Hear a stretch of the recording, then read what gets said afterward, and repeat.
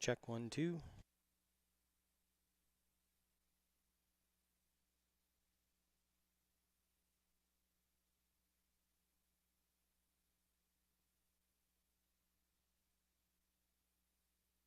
Press it, and I'm unmuted.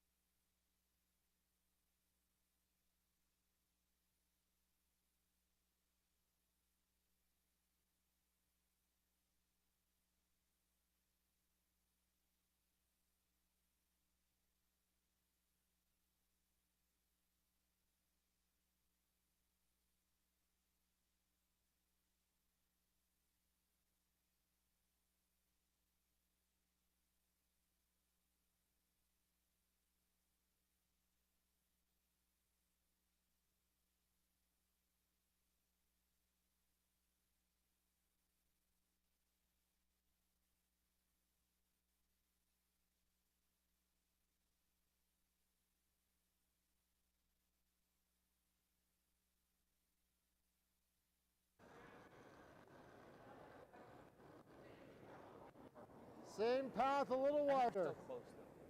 I think we're pretty Little close, Jeff. wider. No, it's a little wider. No, it's similar line to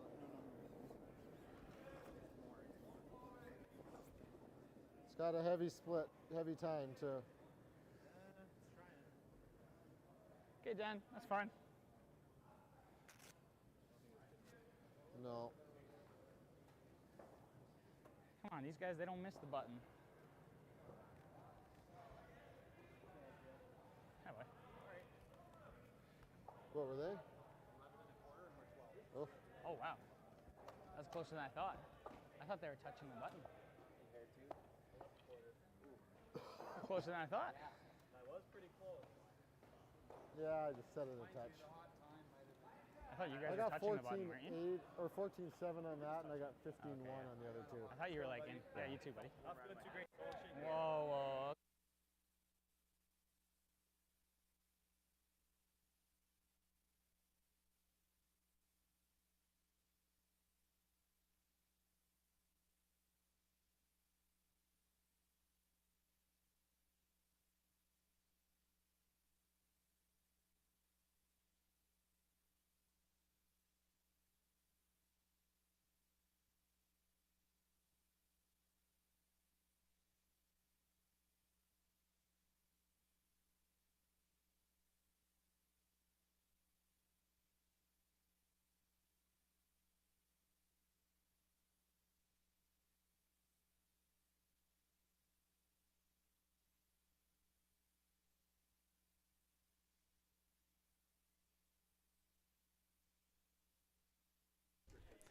All right, welcome to Game 3 of the original 16 Bonspiel. This is Rob Lane, and I have Amy Nixon with me commentating on today's game.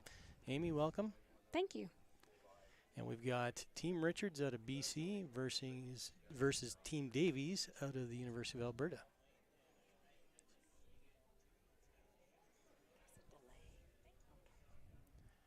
We're starting off with a classic front guard. Nice 3 guard. Looked like it's coming in nice here. That's a pretty seasoned Skip and Jeff Richard out of BC versus a much younger team out of U of A. Absolutely, yeah. Jeff's been to 3 Briars before. This U of A team, quite young.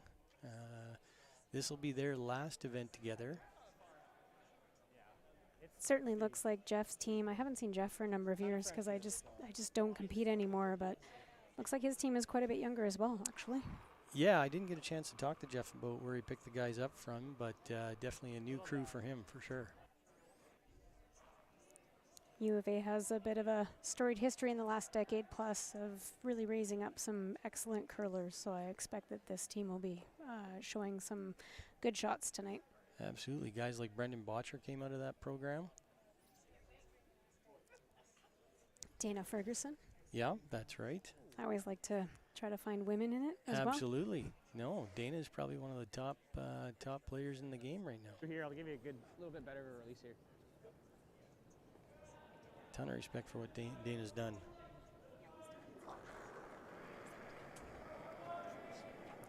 Nope. Nope. Clean. Clean! Dan. Whoa.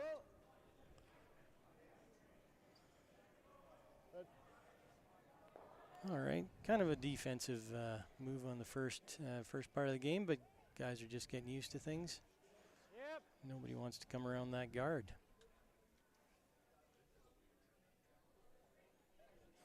I don't know, Amy, when you were competing, did you like to go after a team right away, or were you more of a let's feel each other out for an end or two? I think it kind of depends on the era of which skip I was playing with.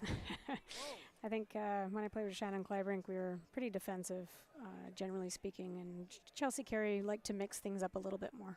Okay.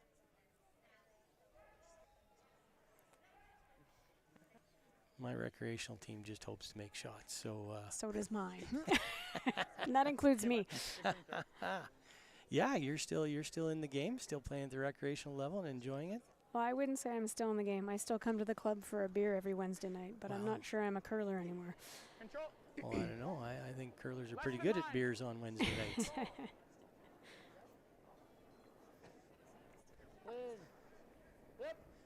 got all 8 sheets going here. In tonight's draw, over on sheet 1, we got Team Bernath versus Team Skanes. Sheet 2 is Team Casper versus local Team Meek. Team Casper's out of the USA. Terry Meek is a longtime Calgary, well, some would call him, Terry would call himself a legend. On sheet 3, we got the young Team Libis versus another local legend, Rob Johnson. On sheet 4, we have Team Morizumi. These guys have been to Worlds a few times. They represent Japan. Versus another local team, Dale Gehring. And then obviously our feature sheet here, sheet 5, is Team Richard versus Team Davies. On sheet 6, we have Team Dunnan versus another local team, Team Kozak. A couple of their players, Warren and Dwayne, play here at the Calgary Curling Club from time to time. Sheet 7, we've got Team Abe versus Team Konshu. And then on sheet 8, Team Tau versus Team Kidby, which features John Morris at skip. So John Morris getting back into the 4-man game after a couple of years off. It's starting to make me feel a bit old. One of the players on sheet 4, I actually coached him in a junior program at the Glencoe, like circa 1998, maybe 2000. I don't know. Well, you were a young coach. Yeah. Maybe, so. Good stuff. Yeah, we've had some great curling today. We've had 2 draws. The second draw, all games went all 8 ends, and a couple of the games went into an extra end.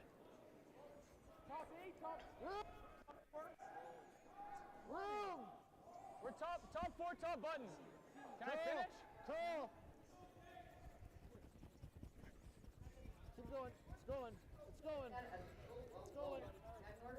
It's going. All right, we got to come around the guard here. Looks like a pretty nice shot. We're offset a little bit, so it's hard to see how much of that you can see, but not much, yeah. Not much, yeah.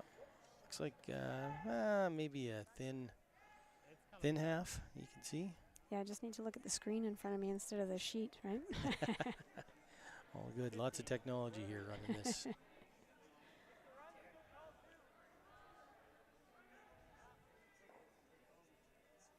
So Team Davies has a bit of a decision to make here. Are you going to clean things up, or are you going to stay aggressive? Okay, you got it. Real good. Looks like they're playing the run back. Mm-hmm. Can't see a ton of that rock, and if you happen to miss it, you're really leaving yellow in a pretty good spot. So I can't say I'm against this call. Yeah. And even if you just peel off the guard, that's not a terrible thing either, right? Get some chances to clean some rocks out. Yeah, exactly. Yep. Those yellows are set up for a double. No double's easy, but That was not what they were looking for. no, that was when you're trying the run back there, you either want the pure peel or definitely make the double. So if you give us the same weight you were giving us all last game? At the very least, he did open things up a little bit. No, I'm kidding. It's all the same as draw button. So Team Richard sitting in pretty good spot here. They're sitting 2. Yeah, I think so. You can give us a few feet.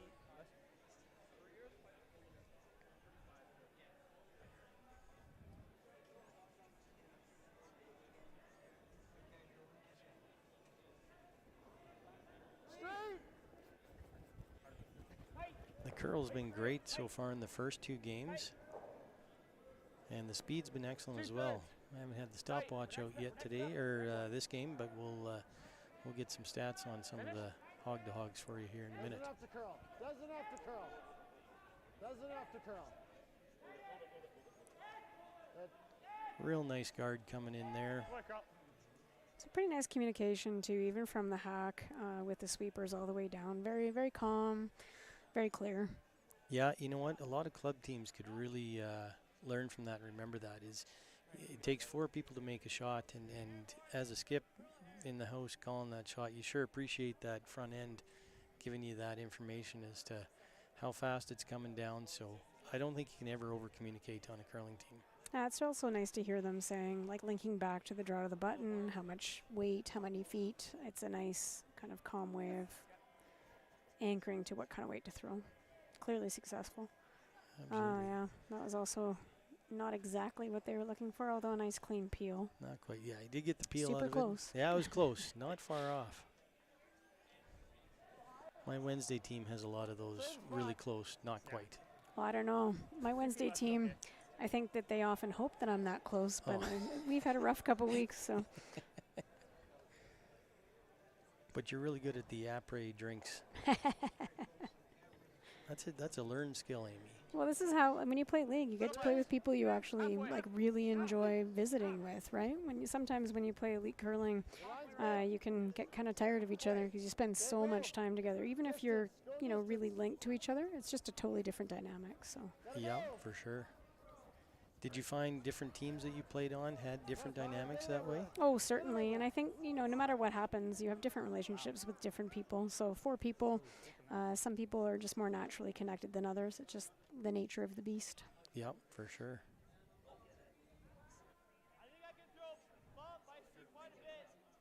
And that's one of the great things about the recreational game is just the sociability above it, the ability to talk to your not only your teammates, but even your opponents when you're out there. It's just a friendly environment, right? Oh, definitely. It's also just a nice break from, work and being a parent of a younger child. It's just kind of a nice break from all of that. It's a social opportunity. Absolutely. So they left at, this is not the side they wanted to leave because now the U of A team can come down here and try to get behind their own red rock, which is not what Jeff's team was hoping to do. If anything, they probably wanted to leave like a little corner of the other side. We'll see how this works out. Looks like they're throwing some nice kind of controlled weight. Yeah. Just looking for a nice hit and roll. And not quite. Not quite as much as he would have liked. He'd have liked to roll about another rock. But that hit and roll, that's a tough shot to make, boy. Holy smokes. Well, and I think, often what you see in games, even at the kind of higher elite level, is first end or so, people are just trying to sort it out and get a feel for it. So my expectation is as time goes on in the game, you might see some of those shots made a bit more readily. Absolutely. Both of these teams have had one game here, but this is the first event at this club for both of these teams. So not a lot of familiarity with the ice.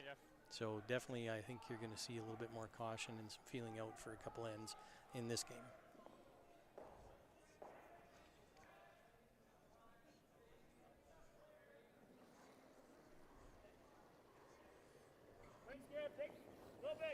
I had forgotten that Jeff is left-handed. Right, yes. Or should I say left? Nice come through the port there.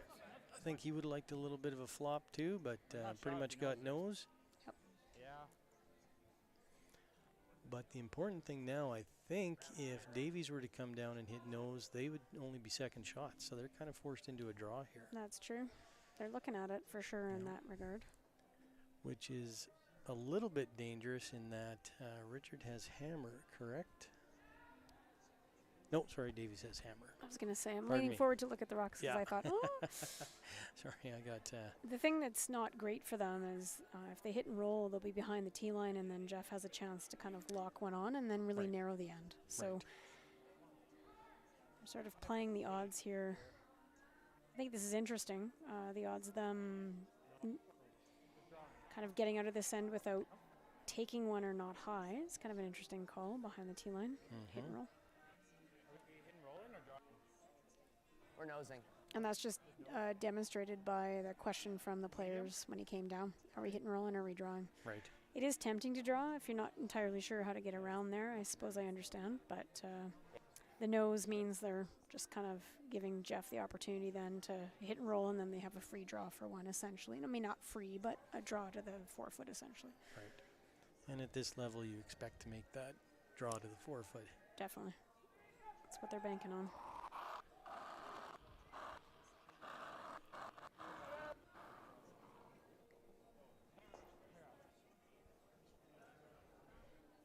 All right. Rock coming into view here.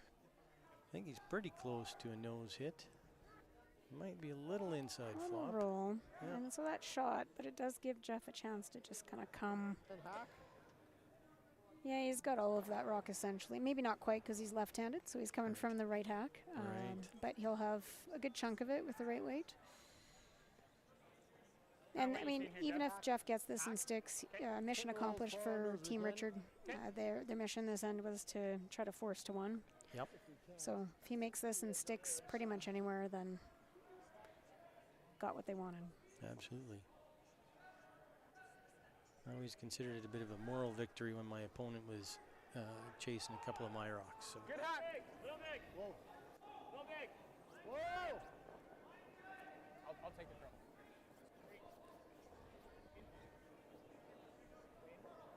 Go! Really great to see these sweepers with their brooms down the entire time, just keeping things clean. They're obviously sweeping right now, but Yeah, and like I said, mission accomplished. I mean, it rolled a I tiny don't bit. see it moving much unless we're helping it. On that side, at least. yeah, he's tightened the scoring area as much as he can, and Good communication there from Team Richard on the line. I don't see it's going to move very much there unless we're helping it. You can Yep. see the sweeping that happened at the end. They were trying to carve it in a little bit.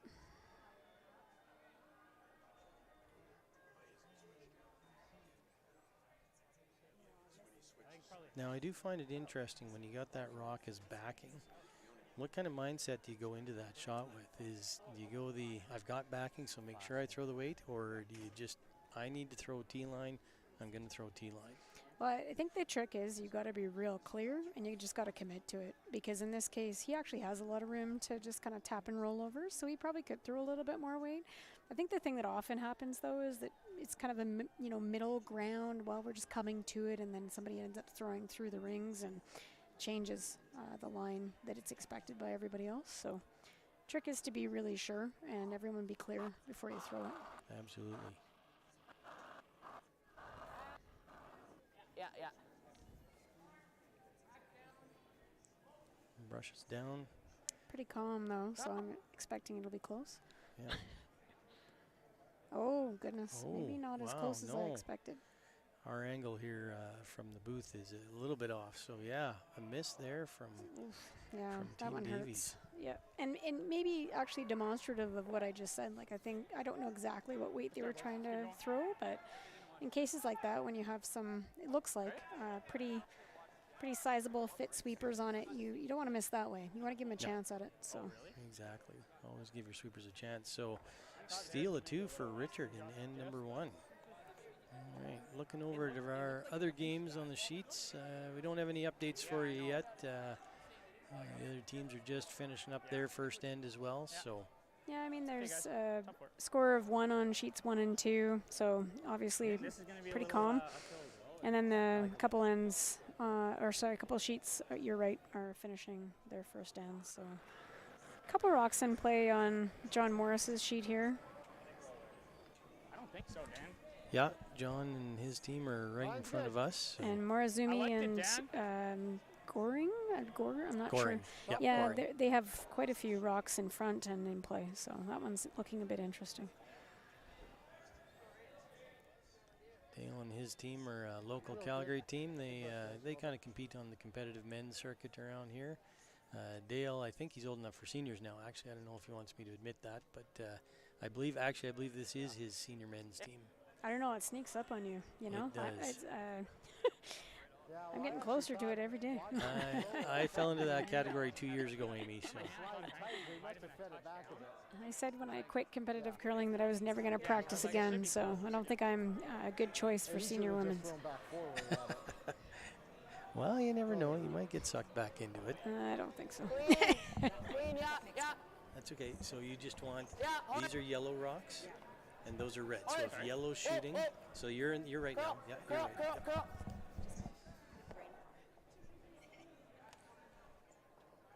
10-1. I missed what happened there, but Tao and Kidby just finished off, so not exactly sure what happened with my buddy John Morris. But Sorry, yeah, I was attending to some technical issues on the side here, so pardon me. Doing a couple jobs here. We've got some great volunteers. You know what? It's amazing. This broadcast takes 5 people to run this thing. So Amy and I are commentating. We got Calgary Curling Club board member Tracy Franks running our audio. And then we have Lisa Parents, Kevin and Ryan's parents too, yeah. What's your mom's name? Leslie, right. Kevin and Leslie Parent, sorry, are running our cameras tonight. Thank you so much for doing that. Their son Ryan is in this, and their daughter Lisa was in the Autumn Gold a few weeks ago. So this end so far is, I'm going to use my word of the month at work, it's a nothing burger. Davies, I don't imagine threw it in on purpose, but maybe they did. And then Richard, they just hit and rolled out, which wasn't their intention, but nothing, no big deal. So now they're going to try for the corner guard. So mission, try to score 2 this end. For red. For red, yes. Oh, I did, even if I hit. And you know, that's the thing that you got to remember in that first end. You give up the steal of 2. It's early, not a big deal. I always like to use the mindset, well, they had hammer, they got 2, and away we go. And now I got hammer and even ends. Yeah, you have to just, I mean, the trick is you got to switch your mind to that when you had hammer. That's right, whatever, we give up 2 with hammer, but let's just pretend they had hammer. We'll just pretend they had hammer. My team does a lot of pretending that they had hammer. Well, yeah, that's right. You have to. There's a reason I don't get paid to curl.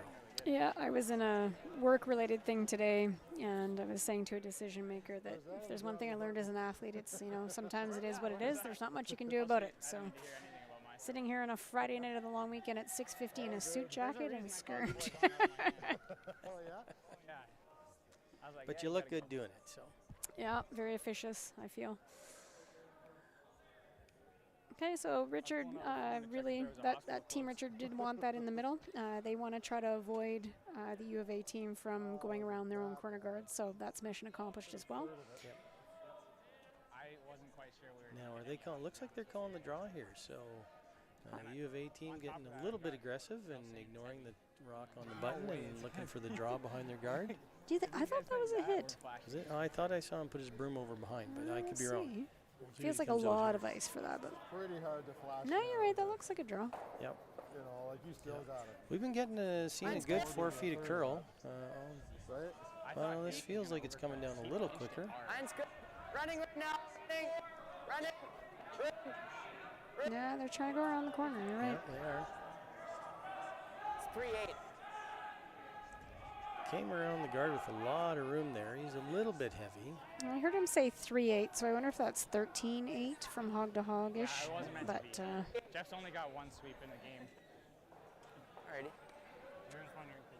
Jeff's own team mocks him there because he didn't sweep very hard behind the tee line. I hope they buy him a beer for that mock.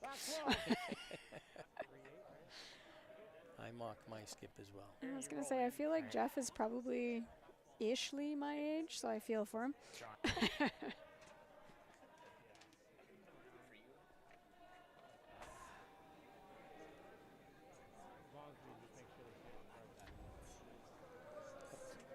Same one up here. It's nice. Back line. Back 12. Stay. Back. Whoa. We're like to it. Yep.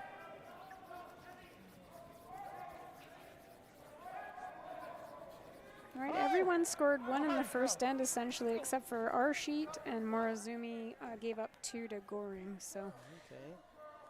not a ton of excitement yet. No. Wow, Team's playing it was pretty just super close to their light. chest. So this You Bonds might feels a have little just been unique to in it. its format in that it's round robin pool play to start. You go from the pool play into a 2-tier playoffs to get to the final 8 on Sunday. So we do that because it is only a 3-day Bonspiel, and to get 24 teams through a triple knockout in 3 days, you just can't do it. So Sounds a bit like the Scotties in Briar right now, yes.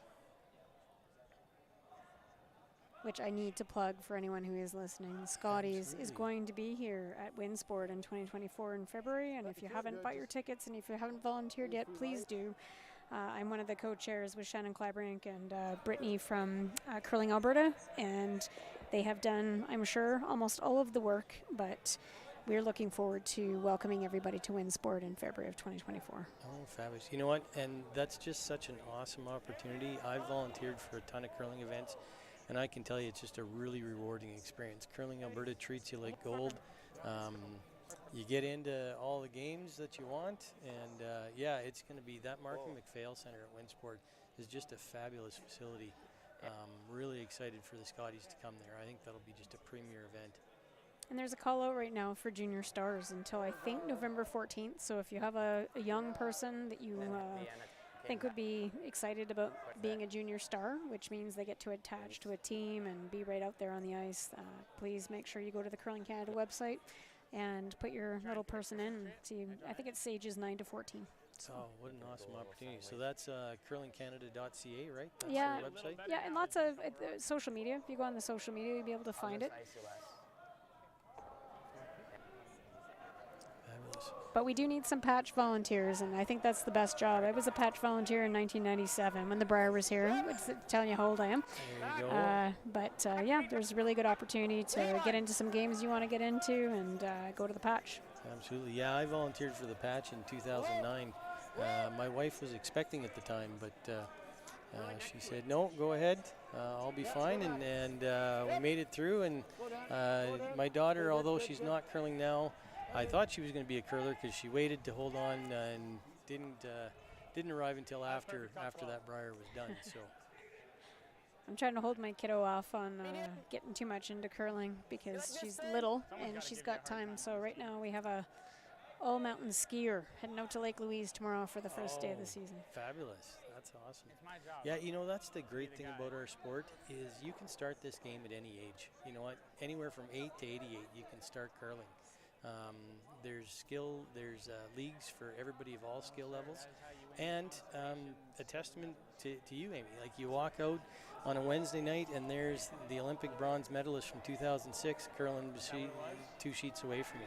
Pretty amazing. I was too busy getting 8th in Ontario.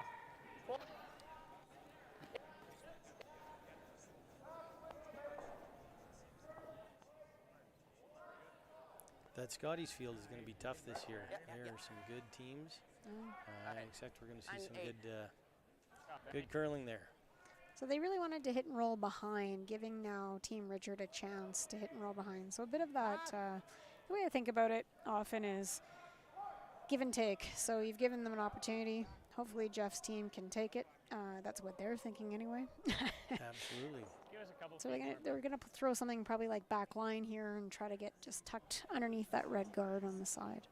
Yeah, they'll be in pretty good shape. They'll be behind a guard, and they'll be sitting 1-2. That's the mission anyway. They know this line. They've seen a few rocks down here, so that looked like a really nice clean throw as well. Gotta go, gotta go. A little bit of knifing action going on here. He didn't That'll quite work get out the for roll. him, all right, but it's not same thing. So give and take, give Yep. him another chance back. And one of the things I always thought when I was coaching juniors is you really don't want to give somebody the same shot twice.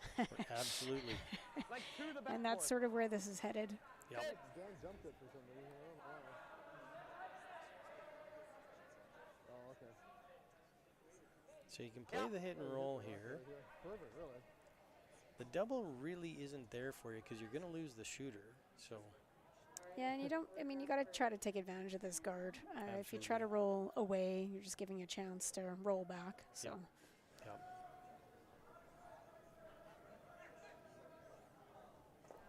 Very mindful position in the hack there. Taking his time. I always think it's interesting to see throwers and their prep and how what is their routine. I was a very quick thrower, sometimes to the dismay of people, but Right to it. But it is all about rhythm and repetition, right?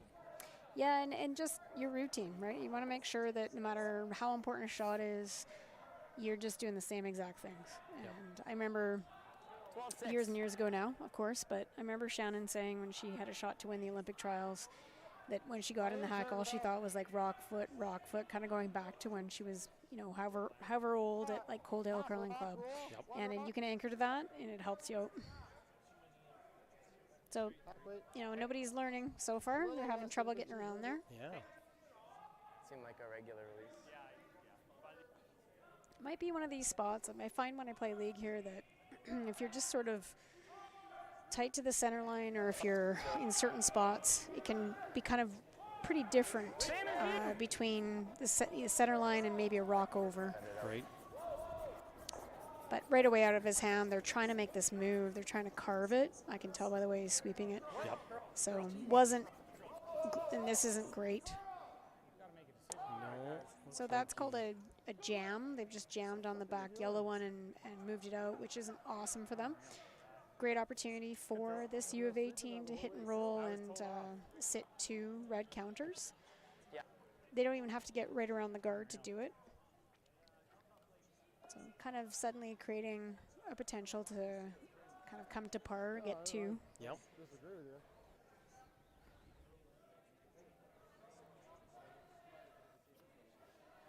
Not much you can do. It's kind of in no man's land. It's a little heavy. Just listen to Jeff Richard yeah. there. He thought the last one was a little heavy, so interesting. I think was that not the thrower? I think the thrower sort of just mea culpa'd, like just kind of said, listen, I was a bit heavy, a little wide, like nothing you could do about it. Right. So, and that's, that's great communication too. It's accepting responsibility and just saying, listen, that was me. Well, it's important to do that, If you come down and try and hide it or if you're not honest, your skip's not going to ice it the next time. That's He's right. Gonna, he or she is going to say, okay, well, I need to give more or less ice based on whatever the feedback I was. So you do need to be honest. That's an excellent point. I think it's really important too when you're playing third to say, no, I knew right out of my hand. This one is a lost opportunity. That one hurts. That's one of those ones where you don't have to be perfect. You just got to stick. Even if you hit and roll and you jam on the back, that one hurts. Yep, yeah. And really I say that honest. as somebody that played third. Absolutely. It's interesting.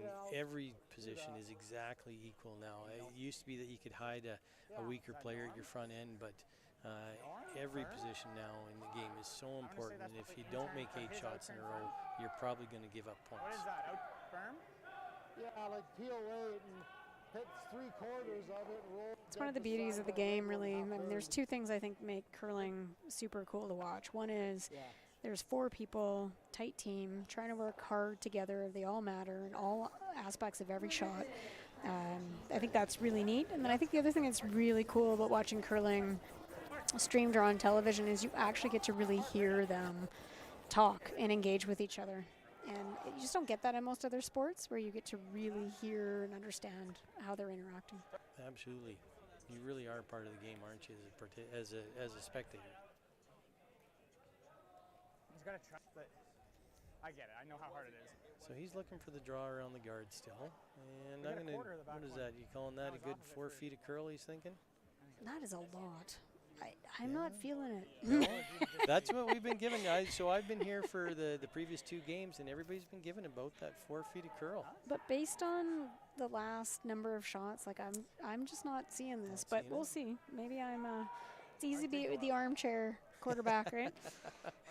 The shots are all 100% behind the glass, aren't they? Exactly. So much easier. I mean, I missed. I think in the last 3 weeks, I think I've made 3 shots total in 3 games. So I ain't arguing. There you go. My team likes to give up a 6-point lead. That's our strategy. We spot them 6, and then we did come back to win that game, though. So I would not recommend that, folks. That's not good strategy. No. So he's throwing it through. throw it through. That rock yeah. was not hanging on the back Yeah. there. So blank end, keep the hammer. And actually, Richard's team, Jeff's team, got out of that pretty nicely towards the end of that end. It was looking like a real good opportunity, and it's too bad for that U of A team because the second end, if they could have scored 2, they could have kind of pulled back into being tight with Richard's team. So. Absolutely.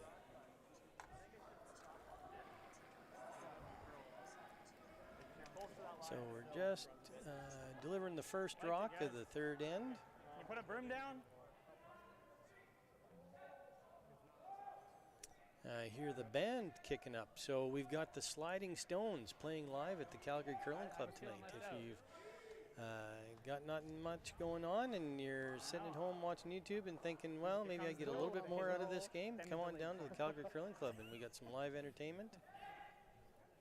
So Team Richard on purpose throws it in, trying to tempt this U of A team to throw a corner guard. And he does, Yeah. Thanks. which I don't think is inappropriate or anything. I'm not trying to say it's wrong. No, absolutely.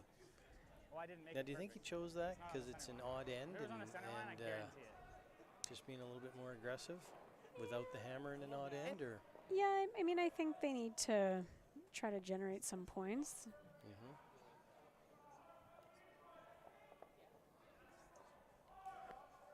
Did Jeff say something about that throw? Watching the sweeping technique of Jeff these say kids anything now, about that they're throw? so efficient and they really get over top that broom and put just a ton of pressure on those broom heads. It's a great thing to watch. Real.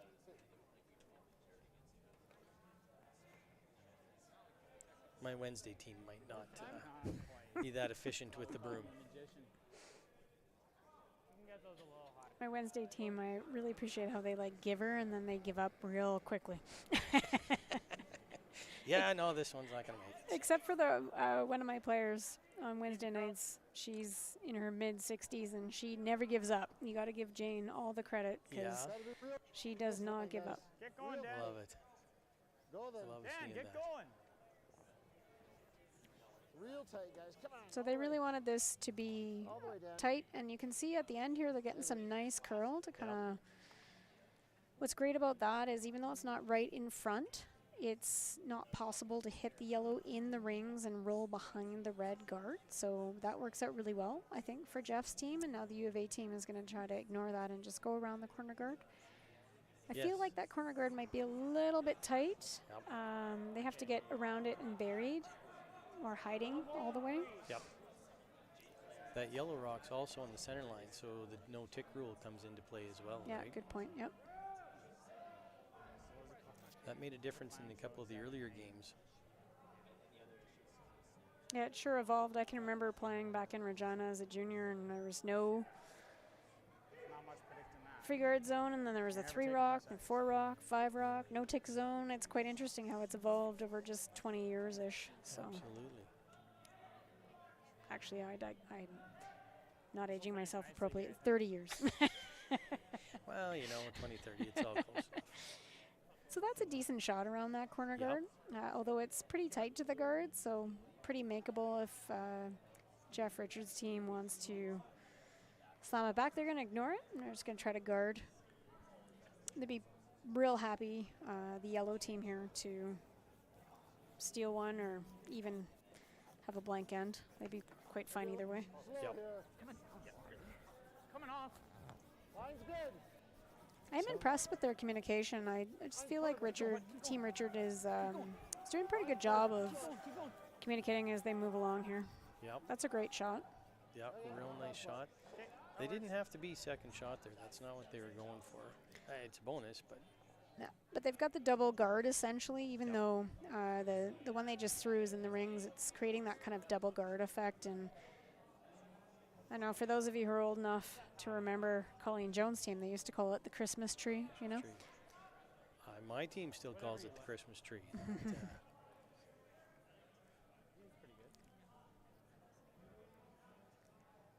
So I think he is going for a little bit of hit and roll, but he does have to concede the roll out here. So I'm not sure he does. I think he No? could play like, he get kind in of there? back ring Wade and tip it. It's Yeah. not super simple. I agree with you, but it's possible. yeah. There hasn't been much down that side.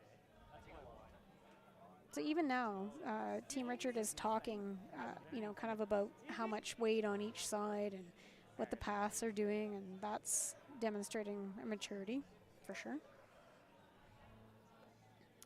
There you go.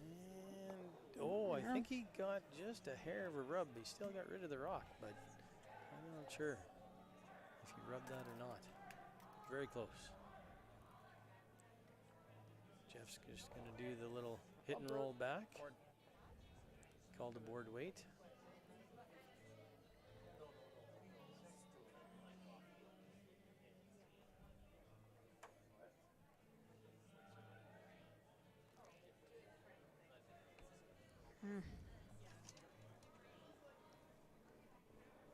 Good Good board. Hey, quiet. All right, sounds like they got good board coming down here. Yeah, you're right. This Drift Richard team is really good at communicating. You can see that knifing action that they got go for a second there, but No. Okay. and oh, bit of Too much. overcurl. Yeah. Yeah, overpowered that. I know.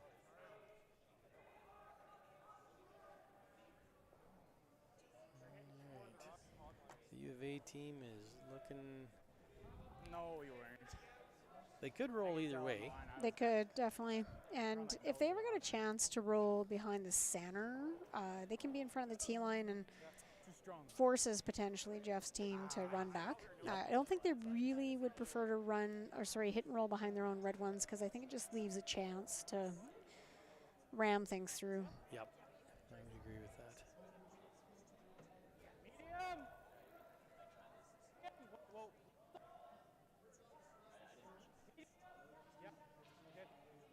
I think he's going for the roll to the outside here. I Bit think too he much. rolled a little too far, yeah, and a little bit of a mistake there. Rolled all the way out. Definitely wanted to hold that think shooter so. there. Scoreboard says so. Yeah. Archer's just going to clear these reds out. That's a pretty short run back. I mean, no double's ever easy, but I guess if there was one, this might be it.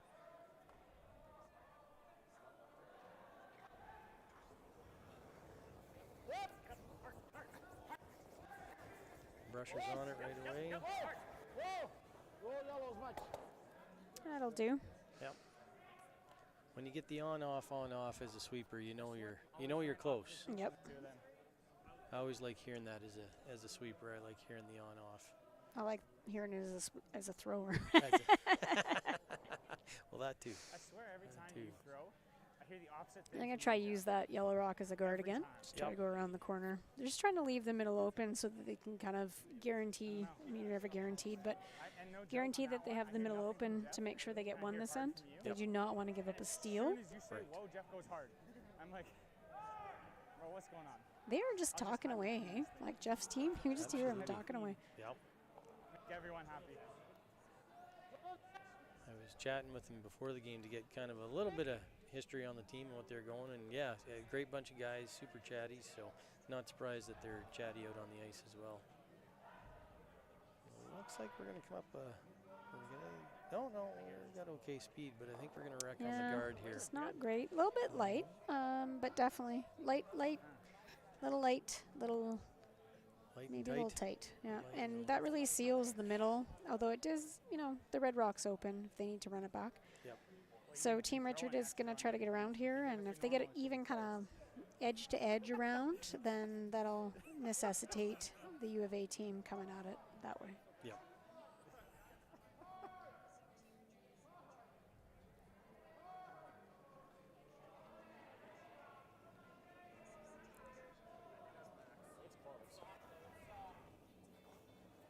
Back four. Broom's down right away. Colin back four weight.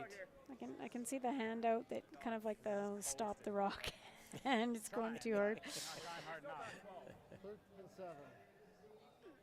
13-7. 13-7, I just heard him say. That's pretty heavy for This we've point been- in the game. Yeah, we've been hearing times of 14 and a half for a draw, so back 12, but they're sitting two.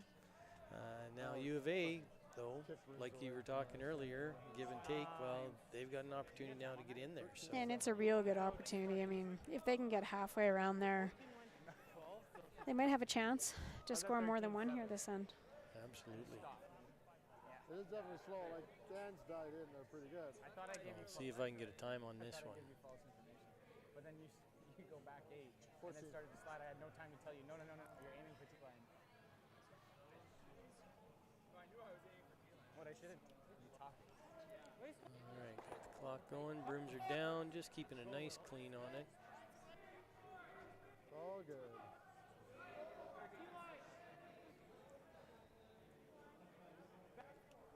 And I got a 14 too, so that should definitely be less than Should be the back 8. last shot. This should come in real nice. I think they're going to sneak behind T though. Boy, that's sliding. Yeah, that's, going back to what I said, it's kind of a, here, no you. If Jeff can make this well. He doesn't even have to make it perfectly. He's really narrowing the scoring zone here. Yep. I got 14-2 on his to the back 8, so it's. Yeah, 14-5, Jeff just confirmed he got 14-2 as well. It's not So far off full, eh? A couple feet from full keen, eh? he's going to look to pull just a couple feet off that.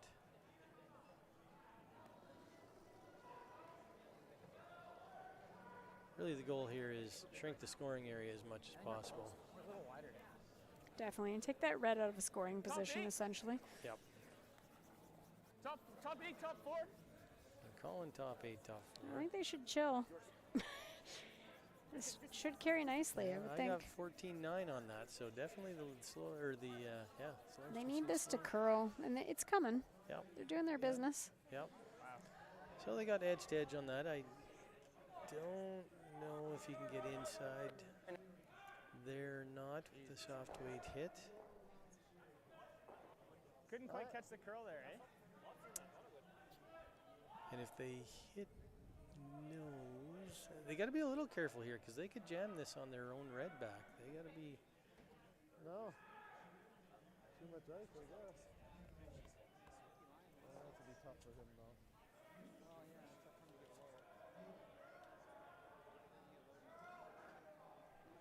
Yeah, there's a bit of room there, but you're going to have to be pretty exact on the weight to make sure you get kind of a nose or just inside. Yeah. He rolls out, he's forever.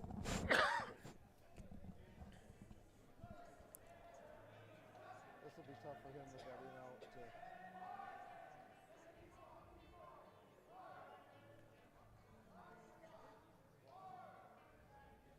Another 2 feet.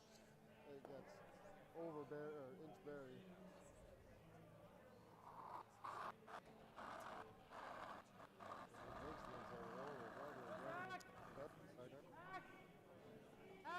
Whoa, whoa, whoa!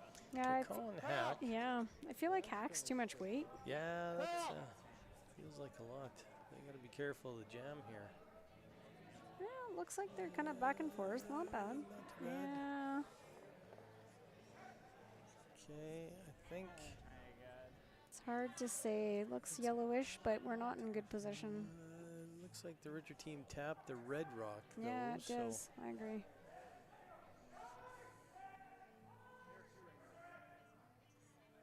Looks like it.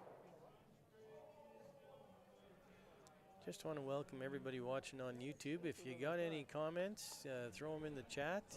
This is new for the Calgary Curling Club doing this. So any feedback that you can give us, audio quality, video quality, we'd love to hear that. Thanks, Marcel. Sound's coming through great.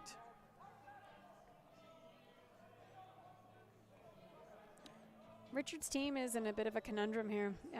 Red's apparently laying 2, and there isn't a real good way to deal with it because you can't hit and roll behind the guard easily. So they're just sort of kind of figuring out, do they play the double and roll out? Do they play the hit and roll underneath? It's a bit of a conundrum situation for yellow. Would you ever try the double tap on the 2 yellows? No. No? You have to, they have the red, they can eliminate that red. They need to Right. do that one way or the other. Okay. Because they don't want to give up more than 2, right? Right. Yep. So they got to figure out, you know, are they going to play the kind of double and roll out situation, or are they going to, I have no idea what they've decided. No, they're going to play the tap for They're sure. gonna play the tap? No, I'm just kidding. Yeah, I don't really I always like to keep the opponents guessing. Yeah. Why is he calling that? Where did that call come from? Don't feel here. Half a rockish. Half a rock. So they're trying the double. He said appeal, half a rock. They're trying to hit that red one at the top of the 8-foot on the side of the other red one, get them gone. Right. Whoa, yep. They'll lose the shooter, but that's okay. They're not worried about that. Hard. Oh, might have made a bit of a jump there and a jam. Yeah, unfortunate. Little unfortunate. That's not an easy shot, though. That one's No, but worth it, I think, to call it. So now there's a nice open draw for 2 for this U of A team. Yep. Waste no time. putting the broom down and heading down. It's exactly what he wanted to see. Absolutely. So the U of A team had a little bit of a lineup juggling going on. So the skip is Ronan Peterson. I don't know anything more about Ronan than that. So maybe Ronan's parents can come online and give us some information.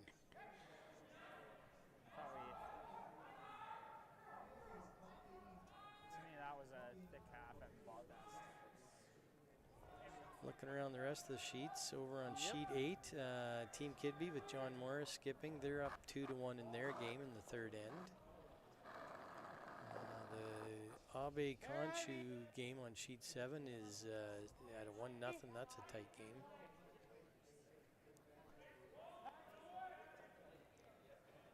U of A looks like they're coming in pretty nice here. Oh, they've overcurled. It's no good. Wow. That'll be Overcurled. really That's a disappointing mess. for. Yeah, that's an opportunity lost. Also, I feel deep sympathy because I think I've done that numerous times on that out turn here in the last 3 weeks. Yes, you have to release it clean at the Calgary Curling Club. The ice makers will not forgive you.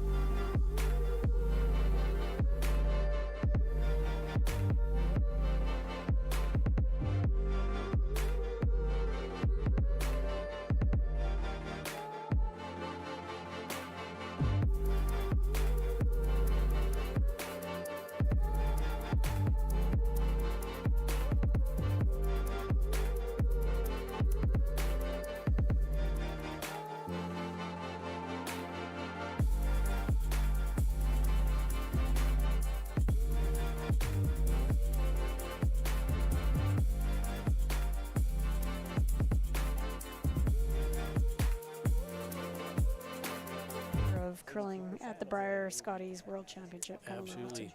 A lot of patches, yeah. And final shout out to IG Private Wealth Management there. Sean O'Connor, he's on our board of directors, and he stepped up and bought an ad as well. So, again, can't say thanks enough to those sponsors. Sean's a good example of somebody who played kind of juniors and men's, and I've run into him a few times to my detriment in mixed, etc. And he's just really stand-up human. So Absolutely. Yep, Sean's a great guy. I've played many games against Sean, and I think he's won most of them. But I'll still call him a good guy. He's just finished his term as president of the Calgary Curling Club. Actually, we just voted him to voted in our new president, and welcome to Megan Pollock as our new president on the board here, and Sean gets to serve as past president.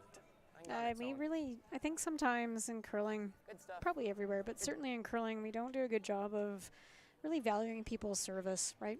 We have so many people in curling, whether it's volunteers at the elite, kind of events, or just those who are volunteering here tonight, those who serve in the club and center level. So much of curling doesn't happen without those people giving of their time freely and enthusiastically. So it's a good example of thank you, Sean, thank you, Megan. Absolutely, yeah. Can you put a broom it's down? just a great community. All right, so Team Richard looking to come in here behind the guard. Are they going to stay on top of tee? Yeah, a little opening there. They're just right on the pin. Right on the pin. Gives this U of A team a chance. They really don't have to move that very much. So hopefully they can put one on there. No, I'm sort of, they're behind the 8 ball a little bit here. I'm cheering for them to pull it back a little tighter. Yep. Yeah. Again, another one of those opportunities, right? So you can sink this one in here, and then all of a sudden, Team Richards is Line's good. It's falling. Line, it's falling. Hasn't curled. Hasn't curled a lick. We weren't even close. interesting. They're saying it hasn't curled much there when we've seen quite a bit of curl. So not sure if there was something on the release there or just. I was going to say, I think it's pretty release sensitive. That's what I tell myself every Wednesday night. Absolutely, absolutely. Yeah, I know. You know, I've curled a few games with our general manager, Bob Kenaway, and he just doesn't understand. I have this magical half rock rotation, and he is, how do you ever make a shot? It's like Team China in 2008. I don't think anymore, but way back then. You got room. Way out, way out. Yes, sir. Gotta stop. All right, I'm going to bring on our general manager, Bob Genoway here. Give me 1 second. Oh, we've got a little note, Bob. When you come in there, can you read out what's going on? We got some information about this U of A team that came in online.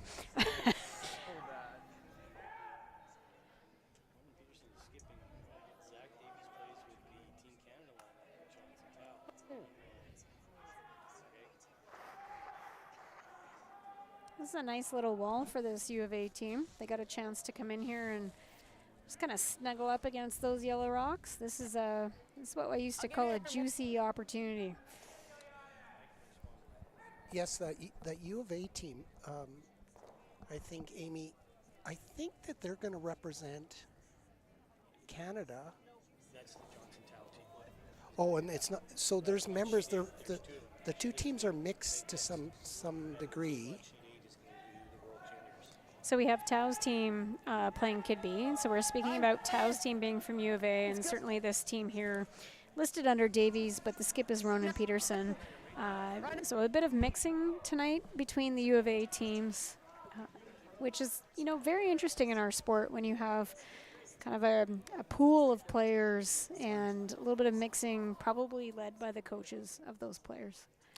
I agree, and it's actually not, it's novel, but it's really makes some good sense, I think, that they're just trying to find the right combinations and see who fits better with who, and they all throw it so nice. It'll keep you on your toes for sure. But I wanted to step in, Amy, just for a moment and just talk a little bit about your involvement with Curling Canada and, in the past, and, how you feel about where that organization is going with David Murdoch, and what are some of your thoughts on all that? Yeah, so I served on the Curling Canada board for nearly 5 years, which was, an honor and a privilege, to be honest with you. I came off the board in July of this past year, but I was on it for almost 5 years with some really wonderful people, dedicated people to the game, and certainly really interesting to observe some of the wizardry of Kathy Henderson, who's now the CEO of Hockey Canada. So I served during COVID, a very interesting time, as we all know, but certainly in the sport world, a very interesting time to be a board member of a sport organization. And I'm really, really, really, if I was going to look back on it and give you kind of what I'm most proud of as a board member, I think it was how Catherine and her team really brought the board into the bubble that happened at Winsport. We were one of the only teams that successfully ran events during that COVID time, and I think that speaks volumes to the strength of the Curling Canada operations team. It was really a wonderful thing. It was hard, I think, for a lot of the players, but it was a heck of a lot better than not playing for 2 years. So I think we did a really wonderful thing there as the organization of Curling Canada. And when I joined the Curling Canada board, I think it was September of 2018, I was fortunate enough to be elected by the member associations to that board for a 4-year term. One of my missions was to lay a paving stone in the road for athlete voice, and there's now an athlete council, and there's some wonderful conversations that are happening with athletes. They're not the only important voices, but they are an important voice, so that's a pretty wonderful thing to see 5 years later. So the appointment of Laura Walker, just recently, is that connected to that? Is that... you could say potentially connected to that. I really appreciate the word used. The board did appoint Laura, as I understand it, for a year. What's interesting is I was appointed for a year ago to fill a gap. So I had finished, and I was asked to come back to try to help with succession. And I said, okay. And I helped out, hopefully. And Laura, similarly, the board has the opportunity under the bylaws to appoint somebody for a year to fill a gap. And as I understand it from the outside, because I wasn't a part of the decision or the conversations, they chose Laura, or an athlete voice, to fill a gap for high performance perspective. But she is I would expect the board would not identify that she's an athlete representative. She's an athlete voice. Yeah. Let's just get back to the game here for a moment. I'm not done with you yet. I've got a few more questions to ask. So, you know, Richard, that team from BC, they lost a heartbreaker this morning. They were well up, and yeah, they just kept slipping away, and then they lost. They lost. They gave up in the extra end. The other team stole a winning point, and so they've got to try and recover from that. You know what?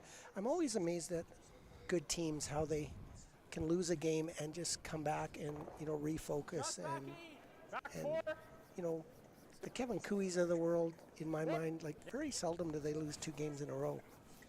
That's always impressed me. Yeah, in my experience, that can really be different members of the team stepping up and being a part of that conversation and motivation. And I've been very fortunate to be part of a few teams where different people have stepped up at the right time with the right words.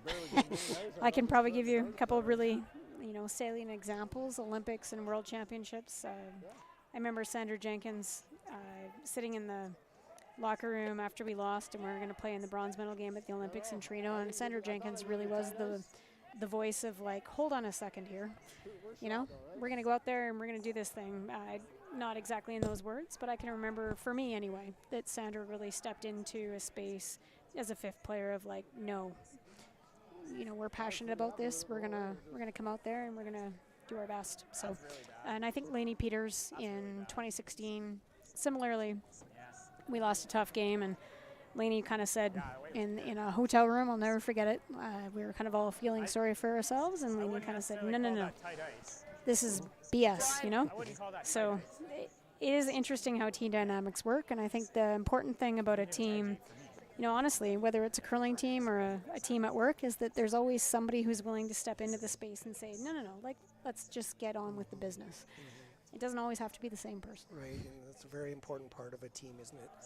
I know Sandra pretty good. Sandra's part of my team here at the Calgary Curling Club, and she's a, you know, a very important instructor for us and does a lot of work, and I feel fortunate to have her, and she's amazing with people on the ice and teaching.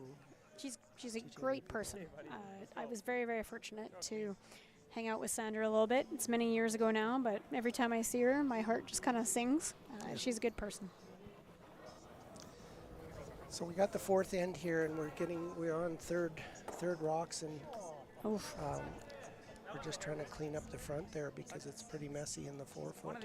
Yeah, the U of A team has got to be pretty happy with what they're looking at here. They've got some rocks in decent positions. They're trying to steal, and right now that's looking okay. Jeff's team was trying to double peel those top red rocks. It didn't work out for them. They only got a single peel. So as long as the U of A team here puts the second guard up in a nice position, we'll just keep kind of exchanging this way. It's a win-win for me. I was talking to Rob Cripps today. He's a coach of both of those teams, I guess, or he's involved with them, and we were talking a little bit about this new program that they're going to implement at the U of A for coaches and try to replicate what golf is doing for golf professionals. And it's, you know, where you can get accreditation and become a teaching pro in curling, or you can, you know, learn the management side of it. So that's kind of interesting. I think it's probably a step in the right direction for sure. Yeah, I think the professionalization of some of this is great. I know Curling Canada is leading that new program. I think it's CPAS, but on their social media channels I'm seeing that. It's really interesting investment that Curling Canada has made in curling clubs and centers in Bobby Ray's position. So there is, you know, I don't think you can underscore enough the importance of clubs and centers and grassroots curling for both just kind of the enjoyment of the game and league play, but also the development of our players that come up through the pipeline as juniors and young players. That's what I found when I was in BC, that when we were trying to grow the game, that we were very excited about getting new people in our club, but once we got them there, we didn't really have a template to walk with them as, and help them grow and feel comfortable. And that do, was yeah. very evident that we were behind in that area. And I don't think it was just our club. I think lots of clubs were like that. And we're trying to make sure that we don't turn anyone away that wants to learn to curl here, Let them do and that. also make sure that we give them an opportunity to grow at whatever pace they have to Here with that. to kind of eventually succeed, and have some small gains in the game. Yeah, and then their red shot. I think that's the trick. How do we make sure that our places of curling are community for everyone, right? And I think what you said that right there is really important in lots of clubs and centers, which is how do we make sure we don't turn anyone away? So. All right, so just heading back to this sheet right now. Really good shot, actually, by the yellow to make sure they lock it on there. They're narrowing the risk for themselves, but unfortunately, for Team Richard, U of A really has the sort of the momentum right now. They're going to throw up a guard, and if they well place it, they're still in good position to steal this end. With 4 rocks to come if you count the one coming down right now. Yeah, I think Team Richard is trying to keep placing rocks. They're not too worried about shot rock, and he's hoping that maybe he can eventually get that red out of that 4-foot. And maybe score. This is interesting. That guard over curled, and they're going to take a look at what their options are. I can remember when I was very young playing in Regina at the Cali Curling Club in league. We just felt like, geez, these old people would make all sorts of shots, and probably these old people were like 30 years old at the time. And it just made me think about Jeff Richard. He's wily, right? He's not super old or anything, but he's definitely got a lot more games under him than this sprightly U of A team. He sure does. Yeah, I'm trying to think, his last Brier, I think, was just 2 years ago that he played. He played third for, I can't think of the fella's name out of BC. Brent. Yeah. Well, I'm just wondering, can I make this draw to here? Move this an I inch. can't think of his last. That's terrible. Gil. No, not Gil. Sean Gil. Oh, what is wrong with me? And a Brier winner, and I can't come up with his name. Just goes to show you how last year's news you are when you play at a high level. So I'm going to turn it back to Rob Lane here, but Amy, thank you very much for coming and being a part of this with us here at the Calgary Curling Club. One last question, do you miss your involvement with Curling Canada, or are you still fairly in contact with that group? Or, that was amazing that you were so involved for that period of time. I will always be grateful, and I am in contact with some of those board members that I was fortunate enough to serve with. But I am sort of in that transition period of moving off that board. I'm now on the board of YMCA Canada, so I have a lot of work that I'm doing there from a service perspective, and it's a wonderful group of people as well. So I don't feel like there's a big hole in my heart, but certainly I will always have time for the people at Curling Canada, and I'll always, my heart will always be kind of with curling in Canada. No, that's nice to hear. So, yeah, we're so proud that you're part of the Calgary Curling Club too, and you're a tough team in that Wednesday Open League, and it's just a lot of fun. And He might play the hit. thanks for everything that you do, and thanks for being here today. Yeah, thanks Bob for asking me. I appreciate being here. You guys are smart. I don't know yet. I'll tell you in about 20 seconds All if right, I like it. thanks, Bob. All right, so I think we're trying to run back here. Okay, He probably guards. the run back was never my specialty. I used to joke that I was a stereotypical 12-year-old boy. Give me a run back and I get like super excited about it. Give me a draw to the button, I'd be like, oh man. Hard, Dan. Yeah, that's why Team Dollside has stuck me at lead. How about you just play lead? But I have to throw the same This shot looks every like time. maybe they were just playing that peel. They did play the peel, yeah. I don't know. All right, that is a tight 4-foot. There's a lot of peering happening over those rocks. Yeah. It is fun when you get rocks piled together like that. With the way these teams can throw now and the speeds that they can throw, they're going to throw a draw here, but you can make a lot of rocks go, and it's a lot of fun to watch that sometimes. But you know, that's those experienced teams. You know, you get in there and you'd love to just throw the blast and blow everything up, but it's the patient team that comes in and usually wins the day.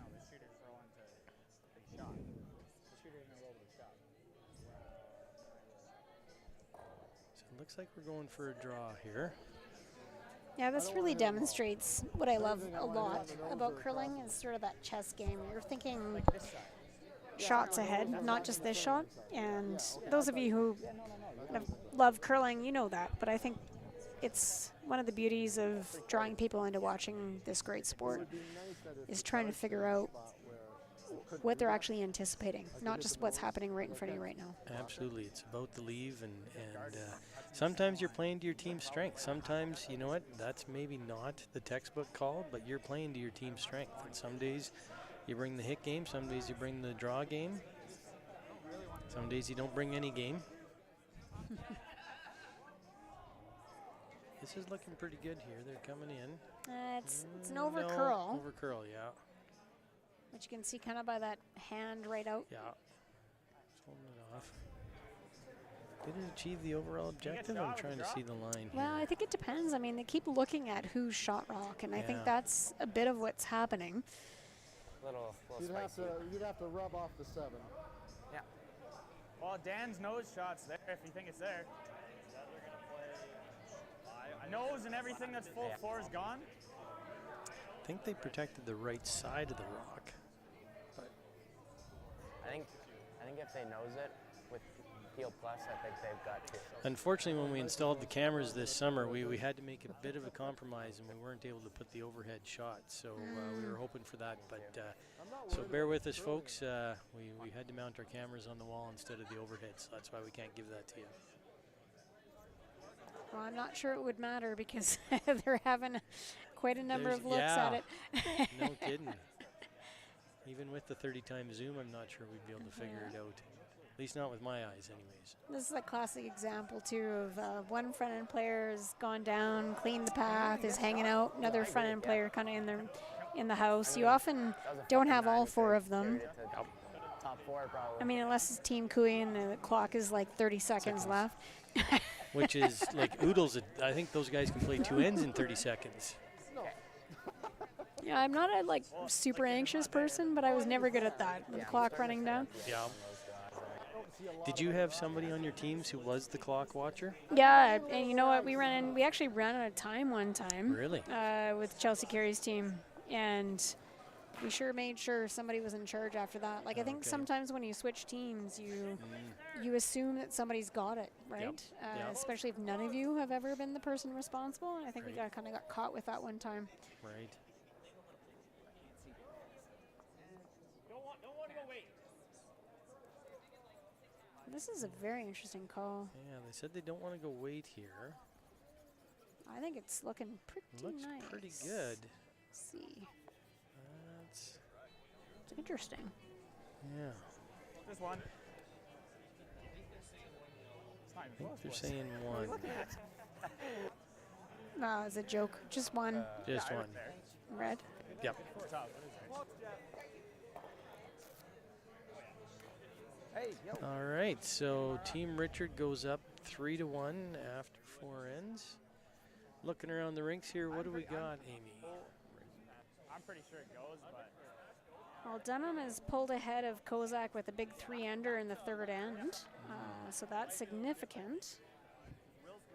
Johnson is up 2. and we're gonna let Jeff drop pins. Looks like Meek is up 2 on Casper on sheet 2. Sorry, Johnson is up 2 on Libis. Tie game, Tao and Kidby, which is John Morris at skip. And Konshu Get going then. pulled ahead of Team Abe. Get 3 going, to Dan. 1. Nice and tight. So things are generally pretty close. Looks like Dunham is really in control, and it looks like Meek is really in control. Other than that, we've still got some pretty tight games. Didn't curl much, eh? Yeah. And that's exactly where It's worse than Kamloops, and that's saying something. I think Jeff wanted to put that. It was real nice and tight to the rings. And so this U of A team is going to respond with a corner guard. They are 2 down with and an off, sort of an odd end. And they're going to want to make sure they give every chance they can to score 2 here. And then it didn't do anything, yeah.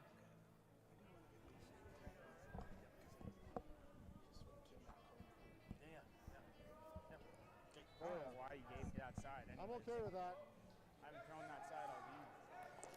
Looks like Meek's team is just kind of riding now. They're peeling their own rocks. So they're up 6-2. That game is probably pretty much in control for Terry Meek's team.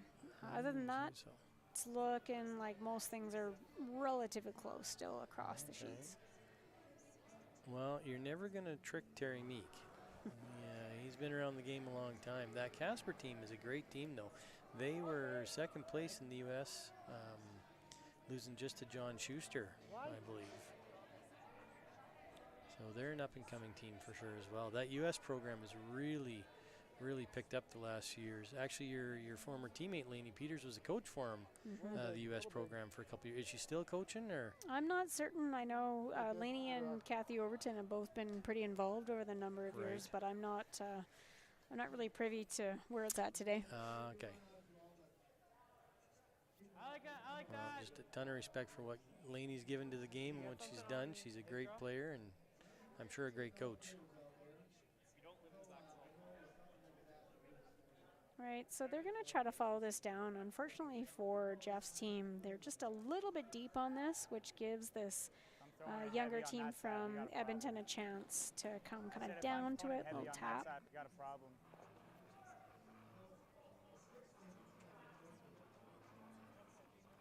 You know, watching these guys and their delivery, and all 4 of them are just identical. Comes up to me and goes, "There's one hell of a helicopter." That is the mission in today's world. Yes. He's like, Yep. Same release point, same rotation, same as much as they can. They are having a bit of a go here on this out-turn They side, are, though. yeah. They got around that one, but it was pretty close. Pretty tight. That's a yeah. nice shot. Yeah. Don't think he was looking to tap that rock quite that far, but not a bad result. Someone's gotta- I would Yeah. take that any day. Pretty good. I Yep. mean, it's still keeping the yellow in play Yep. and behind the tee line. So now Jeff Richards' team is going to try to do kind of a similar thing. Yep.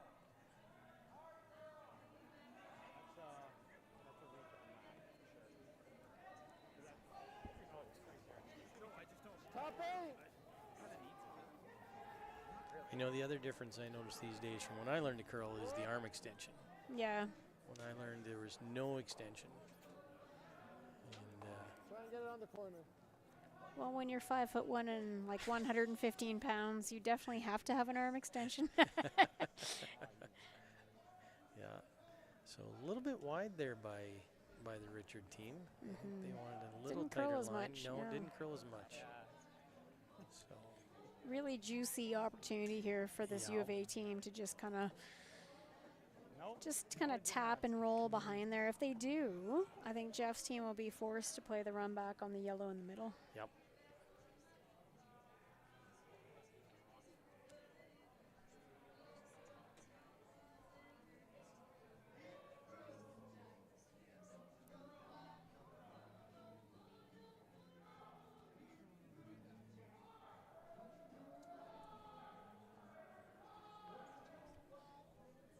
Again, nice clean delivery. Very similar release to the last player. They're calling heavy and wide though. It's not looking awesome. No. Gonna do a little tap and jiggle things around. That's not what they wanted for sure. No, and it leaves that red rock in the 4-foot wide open, which Jeff is just right behind right now. Yep. And actually, the back yellow is better than the 4th red rock in the rink. So not good at all for that U of A team. They're going to be disappointed in that one. Yeah, for sure. So the Richard team looking to throw a soft weight here.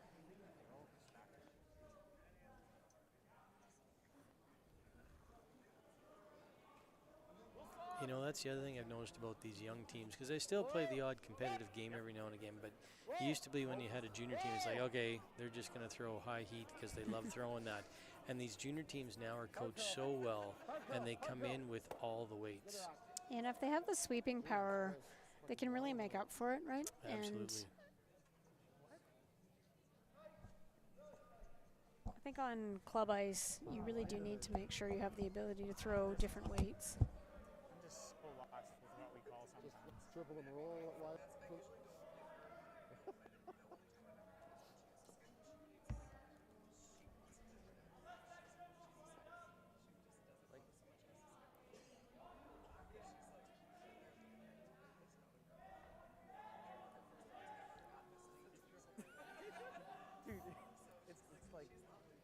There's a bit of a moment here, trying to figure out exactly how they get aligned on the next shot.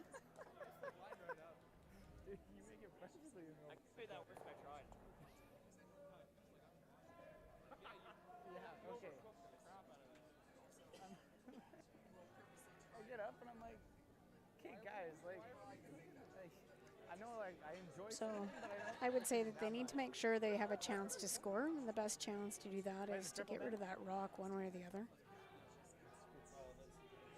Looks like they're going to play a soft weight and maybe just try to get underneath the middle yellow guard.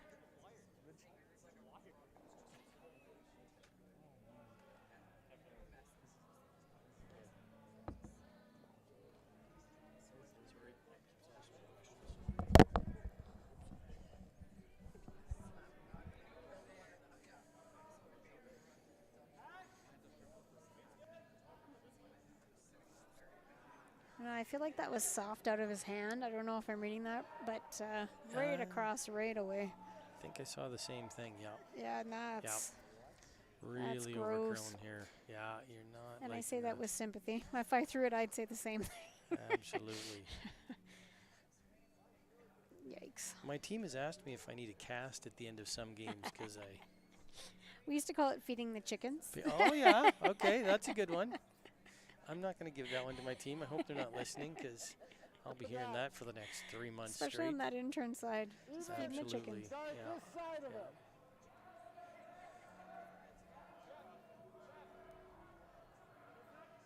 This is a bit of a danger zone for this team throwing red rocks because they have last rock and nothing is looking good for them. Those two yellow rocks in the 4 foot, especially the one that Jeff's just kind of looking at putting a guard on. Yep. It's not like it's doom yet, but this is not what you want to see when you're with the red team. No. I mean, But it is only the 5th end, and you're only down 2. So, you know what? At the end of the day, Hammer, sometimes you just have to concede, get your one. This is better than that. And sometimes you go to the end and say, I need to bail now and just make sure I get my one out of this. And I think that's the point here. We're only halfway through this end. It's not, there's a number of rocks to come. So lots of things can change. Yeah, for sure.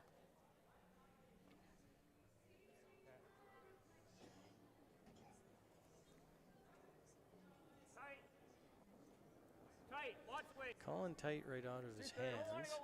And Real lots of tight. weight. We're almost in. They're calling it in. Curl. Oh, it's a curl. No, they want it to curl. Okay, interesting. Across. I'm okay if it's biting. Across. They want to get fully across center line there. I have no idea. That worked It's out. Not my call. That's impossible. Thank you. Just the Richard team commenting on I'm sorry. the paths and some of the ice here. So, Dude, it isn't there. It's not there. You telling me you can put it in that exact same spot? He wanted it tight. all right. Not necessarily that tight, but The U of A team looking to play the run back here. They need to clean up some stuff. They're going to jiggle some stuff around here. So We should see some good weight coming from this one. Oh my God. You guys crack me up.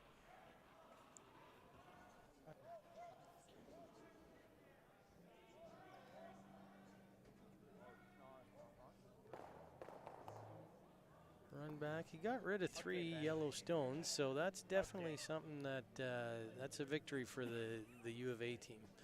This is definitely looking a little bit cleaner for him. The 2 yellows are now behind red guards. Yeah, I like that. I love that. So Jeff's calling the potential hit and roll. Bump or no, or control. Firm. Or firm. He's calling a firm, normal. Okay, he's taking the call back to normal here. He doesn't need to overthrow this. Okay. You like the intern or no? Just don't know what it's gonna do.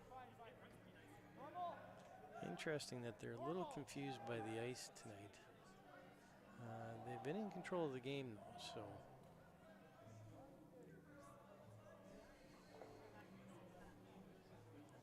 So yeah, this looks like a nice normal takeout weight. Didn't overthrow it. Yep. Whoa. Yep. Oh. Come out. Straight. Straight. And just missed the double, but rolled over to a pretty good spot. Good rock. Line those 2 yellows up. The Richards team is really going to like that. Hey, no frowning. I want to see a smile on your face. It's not my problem. Richard team giving a little bit of positive reinforcement to each other there. It's important to smile as teammates. So What's that? love hearing that camaraderie out on the ice. No, it's pretty good. Amy, were you a smiler out on the ice? The Richard lead there, Connor, just told his teammates, no frowning, you got to smile out on the ice. So It sort of depended on the moment. depending on the moment. All right, yes. I gotta stop. Sometimes it's hard to smile. We're getting there. It's always. My mom always told me if I didn't have anything nice to say, just say thank you. I say thank you a lot on the ice sometimes. It's too effective on it. So the Richard team made a really nice hit and roll here. They rolled over in front of their own rock. So again, they're back to sitting pretty good this end. U of A is chasing at this point. That being said, the 4-foot's opened up a bit for them. So and they've got control with that center guard. So not a complete write-off on the end yet. Definitely not. No. If he makes a nice one here, can really put them in good position. Yeah, Skip's Rock still to come. So Deuce is still in play for this U of A team. Well, yeah, because I mean, he might just. Nice come around the guard there. Tapping back. Not awesome. No, got a bit more of a roll than he really wanted. He was hoping to stay in front of that yellow rock a little bit more. Might be shot, so I think they have to chase it. A little tough to tell here, yes. Roll under. Yeah, I expect that we're going to see soft weight try to hit and roll underneath that red rock, red Are guard. we tucking Yep. one on top? Yeah, just nose it or cross it a bit. Okay. What weight are you throwing here? Just like a heavy hack. Okay, so Jeff is saying that nose is acceptable here. He's throwing a heavy hack, so he wants to get, if anything, nose around the inside. Yep. Around that red guard. I'll tell you, there's far more decisive calling, throwing than I see in my Wednesday night league. We go for general areas. Clean. We call them postal codes on our team. Or time zones. That's the other one we like to use. So that achieves the mission. He's Yep. laying 1, 2, 3, and not bad positioning on those rocks. So that U of A team, yep, this is the right call. Just ignore those and think about going around that red guard. And Richards really choked off that left side. There's really nothing to come through there. So he's forcing the U of A team over to the right side now. So A little worried for a minute there. Yeah. again, that being said, if the U of A team comes in behind this guard, there still is a chance for 2. Yeah. Certainly. He's still got a real nice chance here to set something up.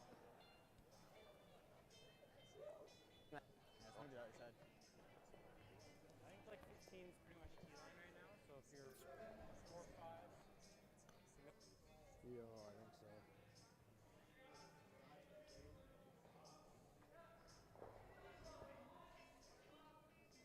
After 5 ends, Murazumi and Goring are tied. It's a bit of an interesting back and Okay. forth happening over there. They just put up Yep. the score, 4-4.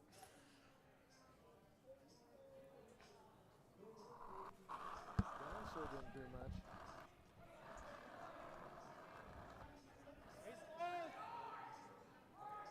Okay, he's going to want this to be top 4. That red ring. Right now, it looks like he's on the wide end of things. He's trying. 14-2. Yeah, there it is. Wide and deep, so kind of achieves what they were looking for to some extent, about 50% of what they were hoping for. So they are shot rock, but they are letting Jeff come right back down on them and narrow the ring so that they have a chance only for one. So that's what Jeff will be trying to do. Okay, Jeff. At 14-4 on his. What are you just freezing to it? Freeze or? theirs, yeah. Okay. Yeah, Jeff definitely wants to freeze. He could be a little bit short, but you got to be careful with that. He can tap it too, as long as he stays mostly on that red Right. rock. Yeah, it's really more about line at that point. Weight's really close. Weight's good. T-line right now. T-line top 4. Top 4. They're calling T-line not top heavy. 4, Yeah. no, but they're not pounding it for being shorter than what they wanted. It's not moving for them. No, There they go. starting to go now.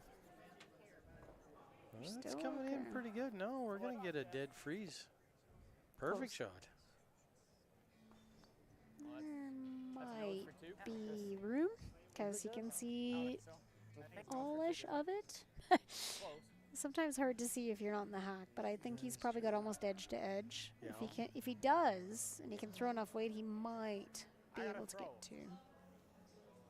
But he's got to Here? almost nose that thing. Yeah. It's tough at lead. When you gotta go somewhere when you're a lead, it's now tough. that happened for me today. There's no convenient time. Us leads are never happy, are Yeah, we? yeah, it's tough when you're leading. You can't go to the bathroom. It only gets worse, Connor. The older you get, the worse it gets. I think the problem with being lead is if you play 100%, you can still lose the game. That's and if you right. don't play 100%, it's on you. It's your fault. You didn't set up the end. As a career lead, I've been hearing that my entire life. Absolutely. Like, with football, And then you watch those skips sweep behind the tee line, and you're like, oh my goodness.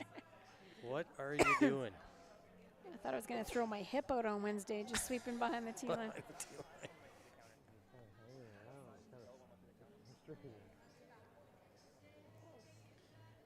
All right.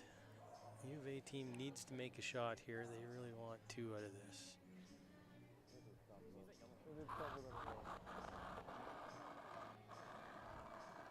Pretty pivotal. If he happens to hit and roll off and give Jeff's team 1, it's almost game over. Yes, I would agree with that.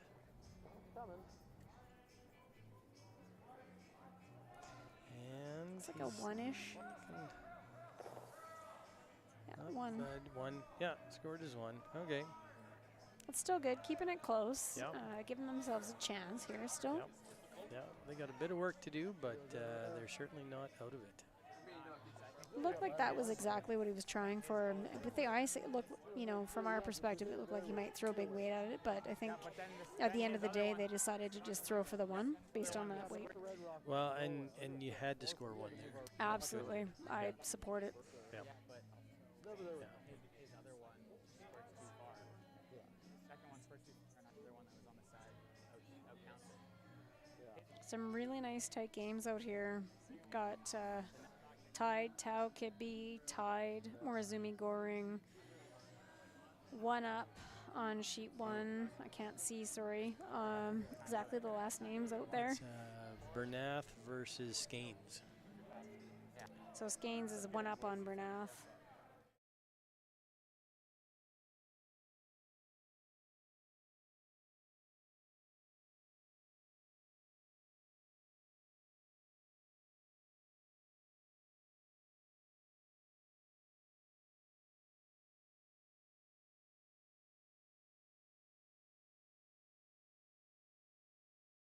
Sponsors again. Original 16 was just up on the screen. Absolutely. A great sponsor, great friend of curling. Really looking forward to that Scotty's patch. I will be definitely checking it out this spring. Well, I'll hope it's spring. Yeah, it's not going to be. It's not gonna be. It's Calgary. We can wait 5 minutes. The No, weather might isn't change. that true? Beautiful week here in Calgary. It actually. is, yeah, absolutely.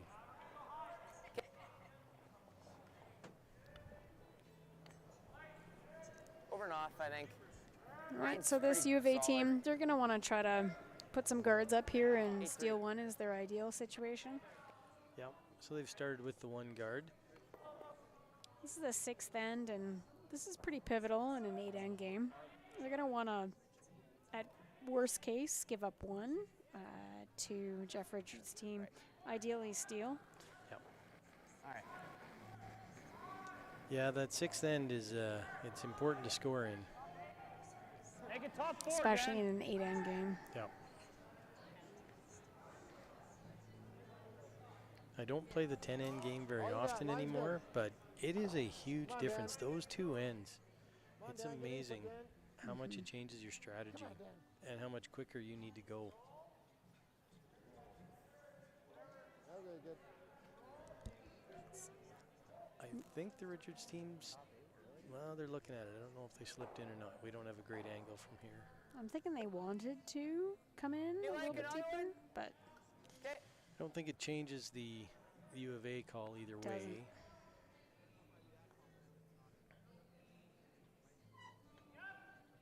Slowing down or what? Bro, you said top 8 out of my head. You sent it the whole way. Once I realized it was.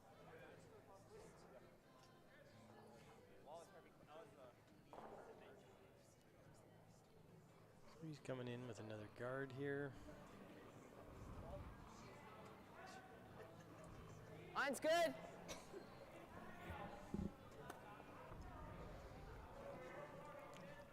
Mine's good. A little bit of room. Mine's good. I like the line. Yeah, line a bit. It's got curl. Oh, they're coming in it's the looking house. pretty nice. Yeah, Yeah. pretty good. Really nice. Important to stay in front of T on that one. 3. You make that? Okay, I got about That's good. Half. a little less than half. Yeah. Yeah. Okay, just throw it. Space. Heavy draw. Yeah. Just through the rings. Just they wanna through the throw 'em. rings. I can see it hurt him to call that too.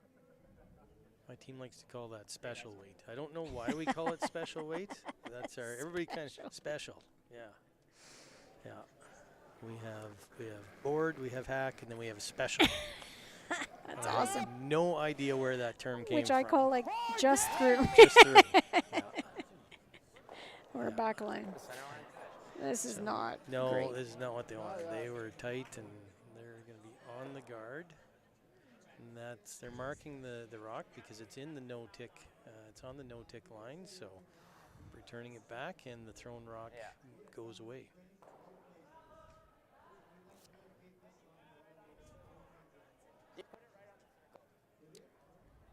Yeah, that was one of those deep sigh shots. Yeah, I think there were some well-fed chickens on that one. I ruined you forever. You're gonna say that. I'm going to use that. The boys on Wednesday night are going to hear this. I'll give you here. We're gonna use that. A shout out to another great Calgary ladies curler. We also have the Nadine Chiz delivery. So Nadine spared for us in I don't know, some I think the Calgary Curling Club the Good Time Spiel, and Nadine came out and just threw every shot perfect and threw it exactly the same, and we're like, how are you supposed to curl with somebody who throws the same rotation, the same delivery every time? Like, we're out here like a bunch of wounded buffaloes, and then Nadine comes out and just throws. So we usually refer to that's not a Nadine Chiz-like delivery. Oh, well, her last name is now Now Scotland. yes. So we've had to update it to Yeah. Nadine Scotland. So But I had the good fortune of playing with her. She's a real gem of a person. she is, isn't Yeah. she? Yeah. Okay, whoa. still gives back to the game. I saw her down here at Autumn Gold this year helping out. So just a wonderful lady and a wonderful friend of the game. Yep, she's got 2 little ones now, so different priorities than a couple years ago, Absolutely. but she's still a wonderful curler. Yeah. And I think she's still playing. I've heard she's up at the North Hill, curling up there from time to time, so good to see. Yeah. For sure. She was very, very, very put her on kind the when I same played line with her and I had a little one. She Yeah. was wonderful. They all were, actually, that team I had. Yeah. Roll corner. That was one of those just so close Yep. to running that guard back into the other ones, which would have been absolutely the preference. Yep. At least for one of the teams. The U of A team is like, excellent, we're going to throw the guard, and you've kind of cut off the intern draw with your failure there. Yep. Yeah. Haven't completely cut out that draw, but certainly tightened it up for sure. Yeah. So it could cause problems later in the end, absolutely.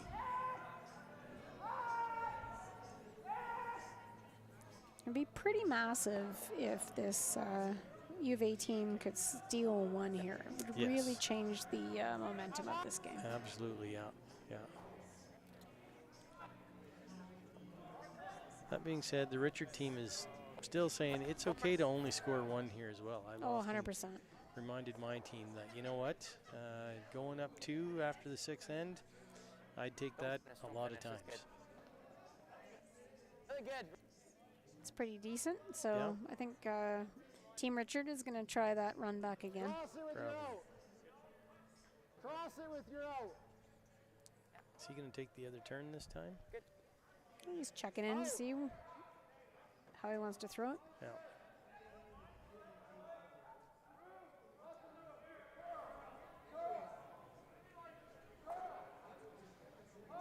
Looks like Connor finally got his bathroom break and One sweeper on one this one. sweeper on this one. Oh.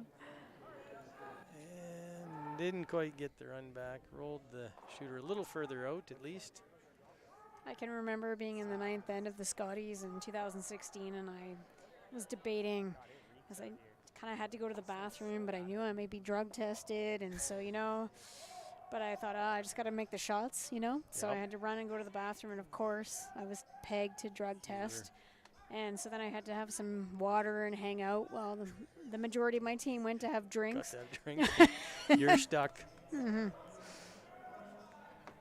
It's the, Do I play in comfort or do I do I get to have a beer after the game? get to have a beer after the Play in game? comfort. I'm gonna choose comfort. Yeah.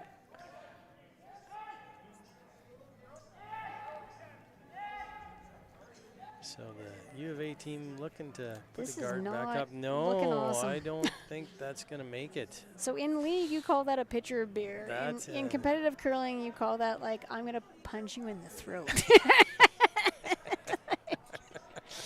Urgh. But nobody feels worse than the thrower, No, that's right. Absolutely. Out turn. Absolutely. Yeah. That really changes the momentum of this end. That is, that's a saw big it. freebie given to the Yeah. Richard team. Yeah, nobody feels worse than the thrower, but No. we used to call it like an underwear shot. If you ever threw something like that in front of a lot of fans live, Yep. just felt like you were standing there half clothed. In your right? in your- oh, I forgot Yeah. my pants. Oh, Mhm.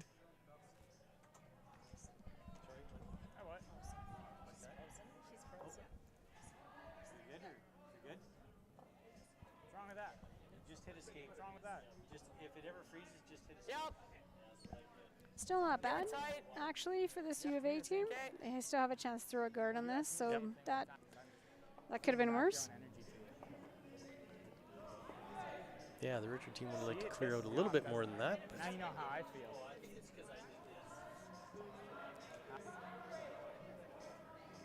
No, I do. Good.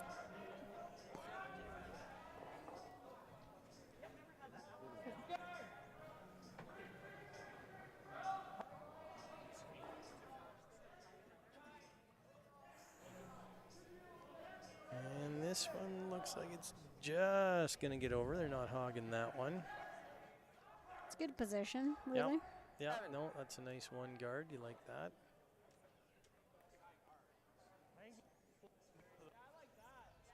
Hack, just back line. So Richard thinks he can get to it, even though it's totally buried. He can get to it with soft weight here. He's cocking a hack back liner. Yeah, that's good. I think they're even okay if they just sort of split those two yellows, if they split it with their own, because I have kind of a way in on that red rock, but we'll see.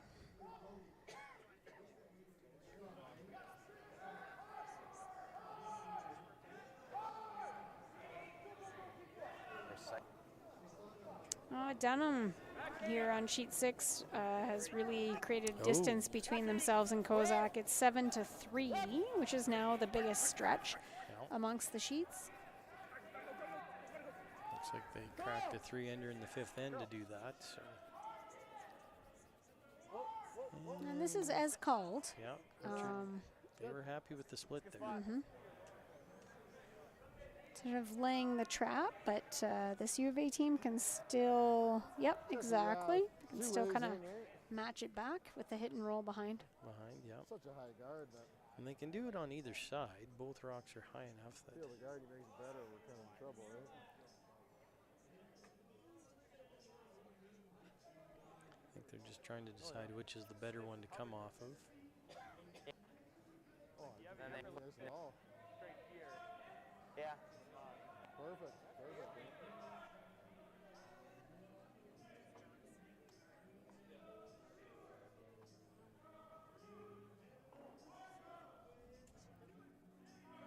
think if we roll here,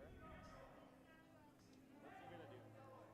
He makes this roll first. They definitely need to do the hit and roll. You can't just free draw in there. You want to get, you want to move those yellow rocks to at least the back of the house anyways. Yeah. Yeah. Yep. I'm liking this one. You like the one on the right? Or? Yep, I like the one on the 8-foot. Yeah. Yeah, I think It's the that's second call. shot, right? Yeah, So it is. I actually think either you draw in or you hit this one and roll. Right. Oh, who are these guys over here? I think the drawing just leaves too many options for the Richard team, though. So I think I like the hit and roll better. It's a tougher shot, but I think I like it better. I don't know if it is. I think, when you're throwing this shot, I think you just really have to make sure you roll, right? Like, you can roll long even on this shot. That's true. Yeah, you can roll big on this. These kids fucking threw up with it. Casper over there, local Calgary. I think Terry's a fucking legend. Oh yeah. Cheryl Bernard's husband. Jeff Richard just paying some respect to Terry Meek. I heard local legend there. Terry will love to hear that. I also heard Cheryl Bernard's husband, so Terry has also just gonna been mention that. Terry has also conceded that he is, yes, he's better known as Cheryl Bernard's husband. Yes. That is no shame, let me tell you. No. Cheryl is an excellent curler. Absolutely, excellent curler and a good friend of the game, still participating and still helping out in different places with the game. She's the co-chair of the Special Olympics this year, and they've got a curling component to their Olympics as well. So that's great to see. So that was, again, a very disappointing shot for that U of A team. They could have almost peeled it on the inside and got something out of it. Yeah. And they hit it on the far outside. And again, I'm not saying this to be critical. They're going to know exactly that that was not what they wanted. Yep. So I'm just voicing, I think, what that team already knows. If everyone could do it perfectly every time, then we wouldn't have a game. We would just flip a coin and call the game done. Isn't that what they did back in the late 70s, early 80s when there was no free guard zone? And yeah, I don't think it was then. It wasn't it like, really Ryan's team that did that, the Ryan Express? The Pat Ryan Express, yes, absolutely. With our friend Randy Furby. Yeah. They sort of were the impetus for revolutionizing the game around free guard zone and stuff. They definitely influenced that. Absolutely, they did. Sorry? Well, I can't hear anything. That was a really nice shot by Jeff there and his team coming through, and Yep. now they're laying 2, and still the U of A team here has a nice chance. They can roll behind their own guards on the corner, or sorry, behind the yellow guards on the corner, not their own. Yep. Holy fuck. Helicopter, but it was on the fucking guard. Well, that was a couple F-bombs. I feel like Jeff owes people a few beers for that. Jeff will be contributing to the donation jar here at the Calgary Curling Club. We'll give him a hard time. We'll give him a hard time after the game. He's a great guy. He's very friendly, a lot of fun. So. Oh yeah, he's a wonderful person in the game in terms of very approachable, very level-headed. Yep. And a strong curling family too. His dad was a competitive curler. His sister. On several Scotties teams as well. I was going to say his sister is probably the most accomplished She in the probably is family. in the family, absolutely. Won a couple world championships, no big deal. With Kelly Scott, right? That's right, yeah. Gina was one of the hardest thirds I ever had to play against. Yeah. She had an incredible ability to throw soft weight guards. Okay. Massive respect for her. Yeah. And again, here's just like another kind of unforced error from that Yep. team. Could not hit and roll out. No, really need to keep that shooter around there for sure. That felt like a lot of weight for that. I don't know that they needed to throw that much weight, but again, depends what you're comfortable with. And Okay, boys. Too late. No, Jeff's going to come around here. Have a good release and then- Is the hope for his team. Elbowed off He my just said fingertips, T-line yeah. weight. So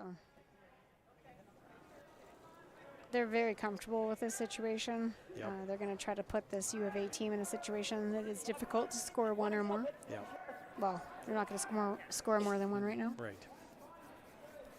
They're just going to choke off that path to the forefoot.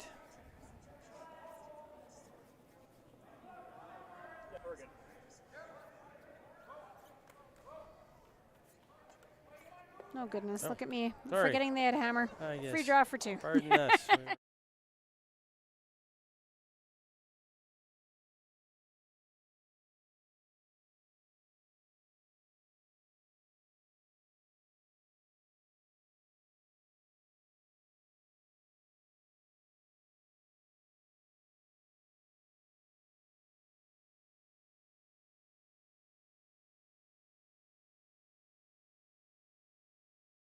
They're oblivious to, and that's going to be disappointing to them. But they're still having a discussion at the hog line there and having a plan for this next end. Yeah, there's always something to keep going and learning and chatting about. So Absolutely. curling is made up of many games, not just one. Learn from every shot.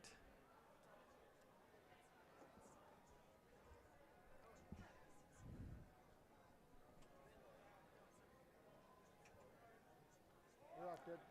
So the Richard team feeling fairly comfortable here and happy to come into the house. Because they know statistically the U of A team should be playing a guard, and it looks like that's what they're calling.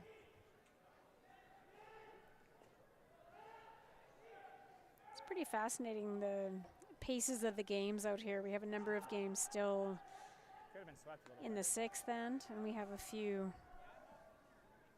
deep into the 7th end. So That was the first time all season I've seen you do that. Yeah, some guys taking a little bit more time.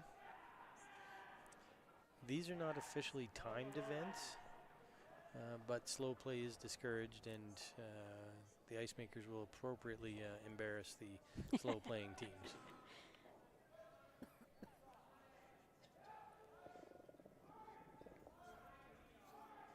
I just kind of want more Azumi's pants to wear to my Wednesday night league. You know, There you go. They're pretty Yeah, awesome. they're pretty fashionable guys, aren't they?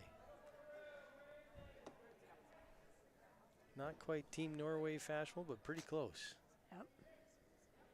Pretty darn close. I think the late Thomas Olsrud would have given a thumbs up to those pants. Yeah, they're pretty fun. Top 8.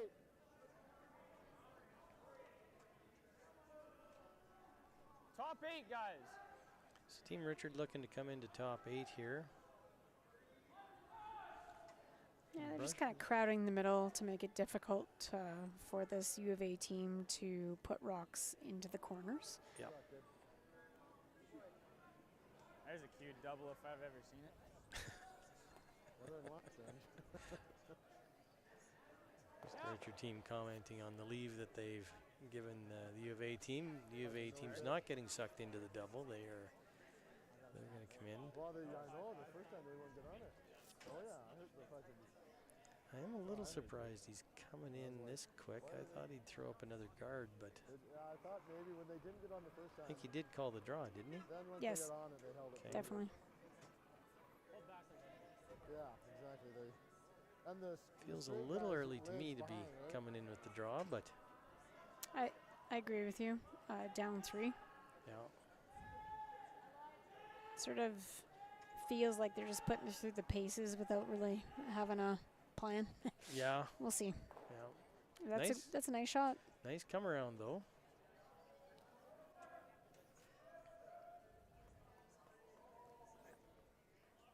Jeff is having none of it. They're just going to keep No. piling him in. I'm gonna pile him in. So with that 5-rock rule, as a lead, I do like it when we come in and line 3 up in a row. I like that. You know what? Let's put one in the 4-foot, one in the 8-foot, one in the 12-foot, and then make the opposition chase us.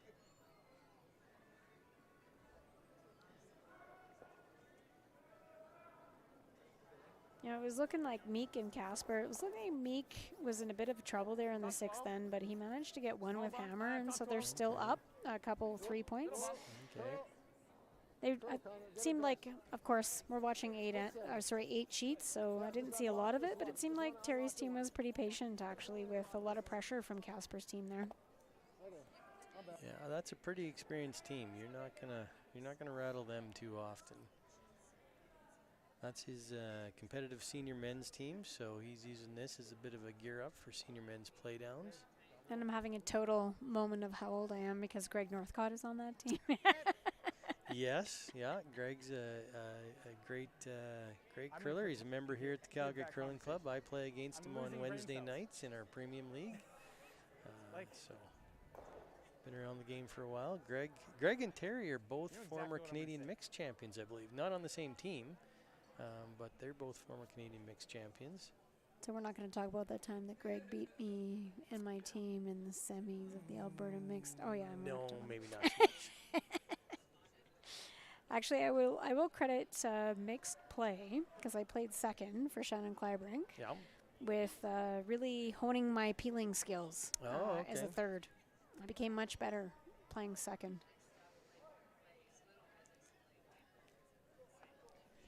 Interesting. Yeah. I haven't been generally a career lead. That's where I've spent most of my time. But I do appreciate the opportunity to play some other positions. It does force you to play some different shots every once in a while. When I curled with in a couple mixed provincial, and actually we played in the mixed Canadian final, lost on Last Rock in 2003 with Shannon and Richard Clybrink and my husband and I, Mike Westland. And I think the thing I most remember is Mike saying to me, "It's just a hit and roll. Don't overthrow it. It's just a hit and roll," which really carried me through for a number of years as a third. It's just a hit and roll. Just a hit and roll.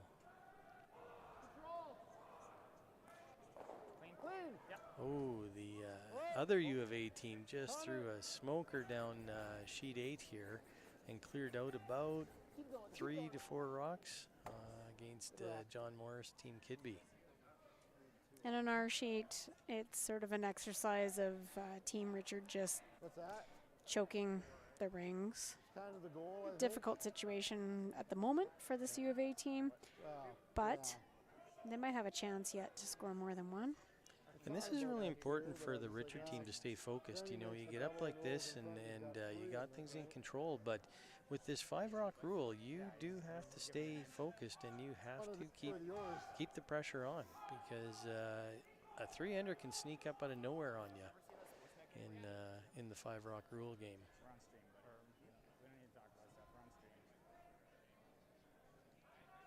Meanwhile, your commentator here gets distracted over on sheet 8 watching a big shot there. So, squirrel. We're allowed to. That's right. We make 100% of the shots behind the glass. I actually had to, even as a competitive player, there's times when I just had to like take a second and look around at the crowd or whatever, because You have to have some perspective in Yep. the middle of it, and there are moments when you can take a breath. Absolutely. Did knowing somebody in the crowd help you or hurt you? I'm kind of neutral about that. Yeah, Like if I looked okay. in the crowd, I was doing it just to like kind of entertain myself, so it didn't Right. really matter who it was. Okay. And if I wasn't interested in looking, I wouldn't, right? So it didn't Right. really matter who was there. Okay. And there was moments when I'd see somebody and it would kind of like, light me up a little bit. Somebody Right. that I knew from whatever, work or school at some point or whatever. Right. Yep. One of my favorite memories, we were playing in the Skins in Banff in probably 2017, and very tight. It's a very small Yeah. crowd on the bleachers, and I looked over and there was a man there. His name is Evan, and I was like, "Hey, Evan, I didn't know you were coming." I walked between ends, and I was like, "Oh, it's good to see you." Works on the same floor as me at Mount Royal University. Yeah. Met his wife and walked away, and Evan and I now curl together in league, right, on Wednesday Awesome. nights. Oh, okay. There you go. Well, and it just, funny story, it goes to show you how small curling is. Evan learned to curl as an adult in London, Ontario. Yeah. And so we're sitting up here at the Calgary Curling Club having a beer one night, and I said, "Oh, tell me about how you learned to curl." And he said, "Oh, this person taught me how to curl. Her name is Nicole Westland." And I laughed, and I said, that's my husband's cousin. So, Look at Not allowed that. to play at all anymore. Absolutely. Small world. so U of A has like a little bit of something maybe going on here. They got Yeah. a chance to put the Team Richard a bit on the ropes. Yeah. Or just hit and roll over to a guard. Hit and roll over to guard the yellow red. I don't know which I like better, the draw around or the hit and roll. It's Well, the draw around is very reminiscent of, I'm not going to be able to tell the year, but Mark Dacey, Team Furby. yes, 2003. prior. 2003, So it's Saskatoon. it's very reminiscent of that. I was there in the stands, not playing. My dad and I drove through a snowstorm. My parents were living in Medicine Hat, and we drove on the semifinal Saturday through the most god-awful snowstorm to get to Saskatoon. But that's what curling fans do. Yep. And this is essentially what Bruce Lonis threw, and he threw it perfectly back 4 foot. Yep. It's one of those legendary moments, unfortunately, for Team Furby, Yes. Team Nedwin. Yeah. Yeah. I think I remember a story. Was it Dave Nedwin canceled his flight and drove home from that event because he just needed some time. I don't know. I can't remember. That might not be the story. Maybe apologies to Dave if I've thrown you under the bus there. Oh, but, unfortunate. and that is a big miss. You just cannot wreck on Yeah, that. so you know that. They No. can't knows ours. No. So the U of A team's just been a little bit off all night, but they're young and hopefully they'll learn from this. And I know we're going to see these guys around. This team's not going to stick together. I was talking to the coach before the game. The nature of university sports, it's a pretty short-lived lifespan for teams. But they're all learning a lot, and you're going to see these guys. So you're going to watch for Ronan Peterson, Ben Morin, Will Butler, and Andrew Knoll. You're going to see these guys coming up through Alberta. These are the next teams. Yep. I think Kevin Cooey and Brendan Botcher aren't quite ready to give up the crowns yet, but you're going to see these teams challenge and come through. I know. I feel like it's a disservice to Brendan to compare him to Kevin because there's a lot of age difference Well, there. I mean, Kevin's older than I am, right? I That's- mean, yeah. impressive, Yep. Mr. Kevin Cooey, but he's older than I am. That is true. That's true. There are a Yes, few yeah. of So, our competitive players that are more on their last legs than Brendan Botcher. So. absolutely. So no disrespect to Brendan there if you're listening, but you are the king and everybody is chasing you right now. But So the problem is hitting it this way, you would never get it either. Right? but all a bunch of great guys as well. Oh, certainly. There's a lot of rich, incredible curlers that we have been very fortunate to have in Alberta, never mind Yep. in Canada. Yep. And you can't get, Rich in personality and Success. performance and success. Perhaps not in the dollar figure. Well, I don't know. Well, they're doing I okay. think they've done okay with They sponsorship. have done okay with sponsorship, yeah. But these guys all still work, right? A lot of these guys are still No, not a lot that, of them. Not that team, no. No, like full-time work, that's not a thing anymore. No, you're a full-time curler now. If you're really going to commit, you're a full-time curler. No, you're never ever blasting from a straight draw. And that is the big difference between the elite curler and the competitive curler. The competitive curler who still tries to work and play a competitive game, you might get there every once in a while, but you do need to commit at that next level because that's what these top teams have done. Yeah, when I was playing my last year of competitive curling, I retired in 2017. I started saying I'm a dinosaur in the game, and a number of people said to me, "You're not that old," and I said, "That's not what I'm talking about." I had a full-time job, small kid, and I kept saying, no, like I'll be one of the last people. And you know, when I reflect on it, I've been really fortunate because I had a whole career that I was able to just transition right into when I retired from sport. And that's not the reality anymore. Right. Yeah. Let's just get another one in there. No, I like this. Second shot. The only other shot we thought was like a back four chisel, but Nah, I we like looked this. at that too. He's going to do this though. Okay, so Jeff's team's talking about it. They're going to throw an intern draw around the guard. Easy line early. Easy line early. Meanwhile, it does look like sheet 6 is wrapped up. Team Dunham has won that game. They didn't mark up the 6-end score, so it was a 7-3 final after 5 ends. Yeah, it was a big score there in the 5th end. They got 3 to go up 7-3 and just took control of that game. Yeah, I wasn't watching too closely. My assumption is Kozak pressed hard and obviously did not score in 6 and decided to shake hands. So I never thought that'd be short. Like Benny's.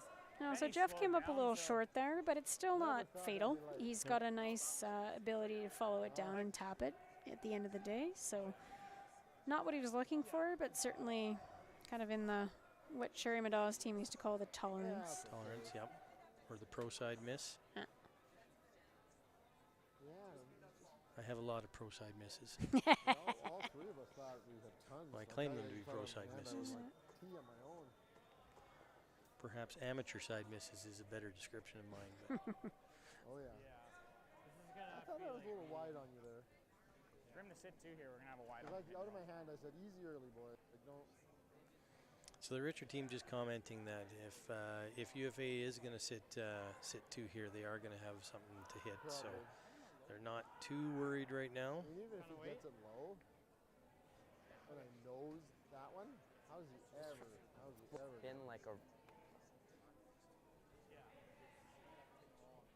Obviously, a ton of respect out there. Despite the struggles that the U of A teams had, the Richard team is counting on this every shot being made still. So they're just planning for that.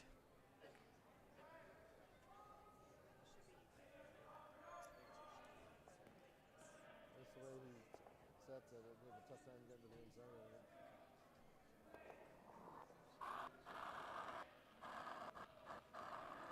Easy up. Easy up. Whoa. Looks like the Morizumi Gehring team has finished the 7th end. They haven't marked up the score yet, but Not bad. Made 2. Nice shot. pretty good. Take the double. And Tao actually just drew for 1, so they're tied up going into the 8th end against Kidby, but Kidby has hammer. So that's John Morris throwing last rocks. Not yet, I So think. John Morris having hammer tied up. My money's going to be on John Morris. I like to roll the dice and take the chance,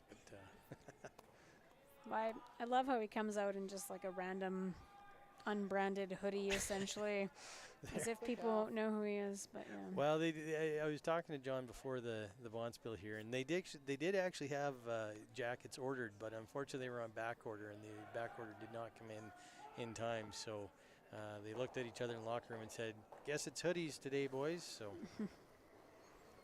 And just watching Konshu's team, sheet 8, they have hammer, but they just got a real unfortunate, like kind of run, and left everything of the other teams in play. So Abe is looking pretty nice. Good. And our sheet team Richard made the double. Very nice. So I definitely should have caught that rock. Held that pretty good. Ronan Peterson here is going to need to make the draw for 1. Oh, I think so. I mean, if you throw it in the middle of the rock and hope it's Very gonna come, makeable. He just has to touch the Yep. forefoot. So, no. 15. and Morozumi and Goring. Morozumi stole 1 and 7, so they're now up 3. So in control of that game as well, coming into the 8th end. But with this 5-rock rule, there That's is as still a tall as chance. As I want to throw my intern, I can give you a bit more on the out if I need to.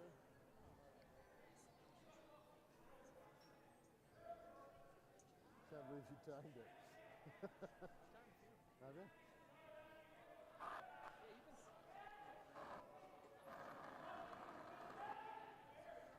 That was all there, all there. So the U of A team calling all there. Don't have really a brush down. Couple little quick wipes to keep it clean, but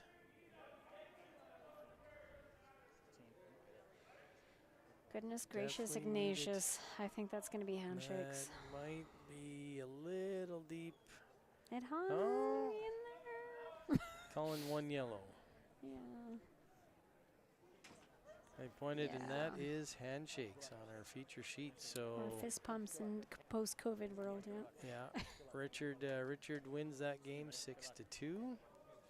Very good. So what do we got going on other sheets here? Oh, I was wondering what you were talking about when you said that. Well, it's tie game here against Tau. Kidby with hammer. So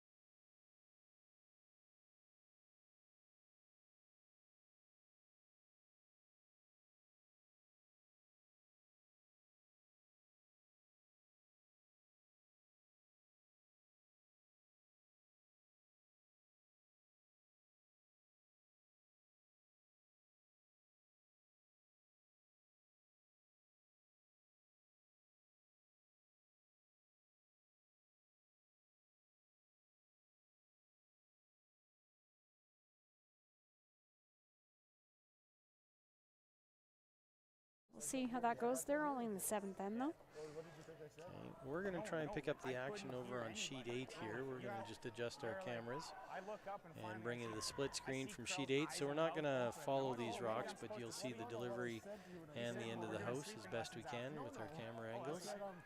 So this is the other U of A team. This is the World Junior team that's going forward, which is actually skipped by Davies. This is skipped by Tau. Or Tau, sorry, Tau. But Davies is on this team. Really? You're gonna go there right now? Okay, I'll sit here for your next one and let you rack on the guard. We're just hearing the chatter of the Richard team still.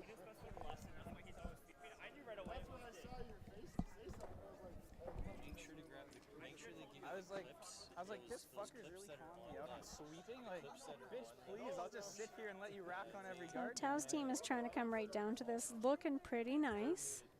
We can hear. No, they're muted here. It's pretty good success. The audience can't. When that's oh, this is mute. Oh, Tracy was pressing the wrong one. Sorry. She was pressing the wrong one. Pardon me. Thank you. She had the wrong one. So this is the 6th rock of the end, and John Morris's team, Team Kidby, has a chance to remove this guard now. I saw the red. Yeah, they should just have one row.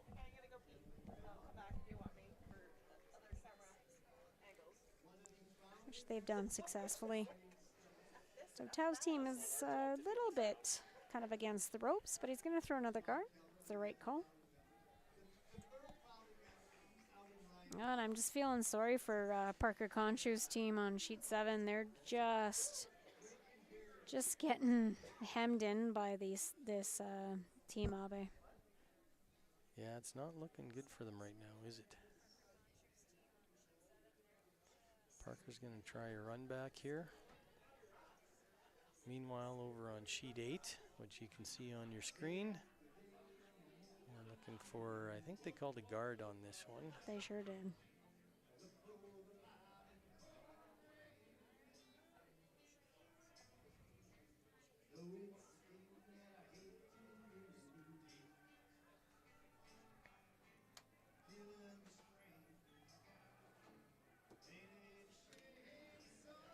Little bit Slight over curl, not bad.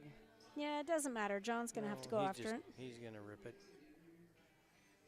And unfortunately for Conchu's team here on sheet 7, they were not able to run anything back, and they've only got 2 more rocks left, so it kind of looks like Parker might have a draw to the pin at best at the moment. Ooh. But here comes the peel down on sheet 8. You pretty much do have to touch the pin on that one on sheet 7, don't you? Mm-hmm. Close. It's doable. But The Kidby team made the peel there, so I expect Tao to call up another guard. yeah, we're going to see this kind of play out back and forth, ideally, for Tao's team at this point. Play the guard, peel the guard, play the guard, peel the guard, which ends pretty much in this tap on the top 4-foot rock.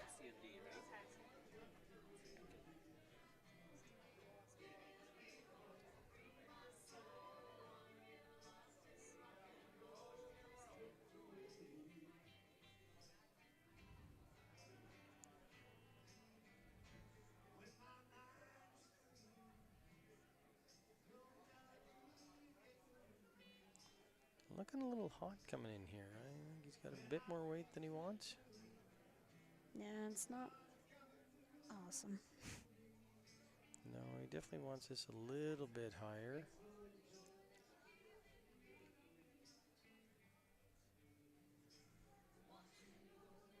Is John just going to take the simple peel? Yep, I think so. Hit and roll. Yeah, hit and roll.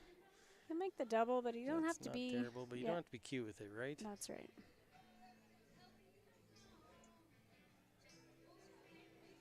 Hobby's taking a long time to talk about this one. They are trying to figure out what's going to be the hardest shot to leave Parker.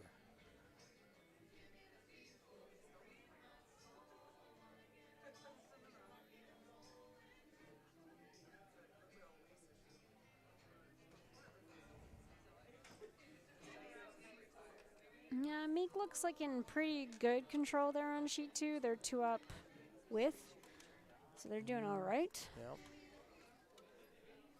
And he's sitting shot, so he's happy about that.